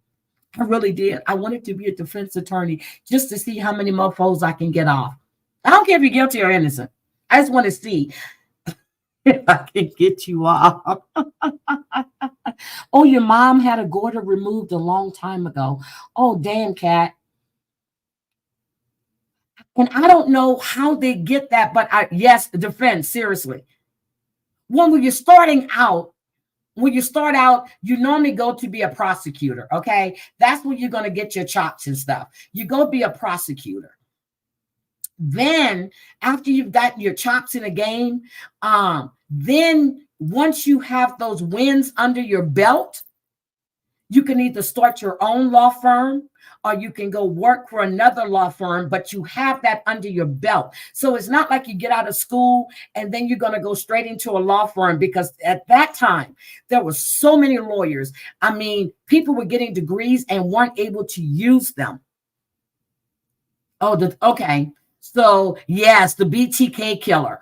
Oh, my God. And to think, this woman that he worked with said that she feared because that day he went off on her at the job.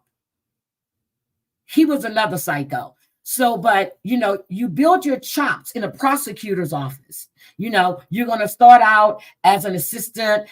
There's so many assistant DAs. It's just that, it's like 20 of them. Okay. So then you start out in that office. Then you build your reputation.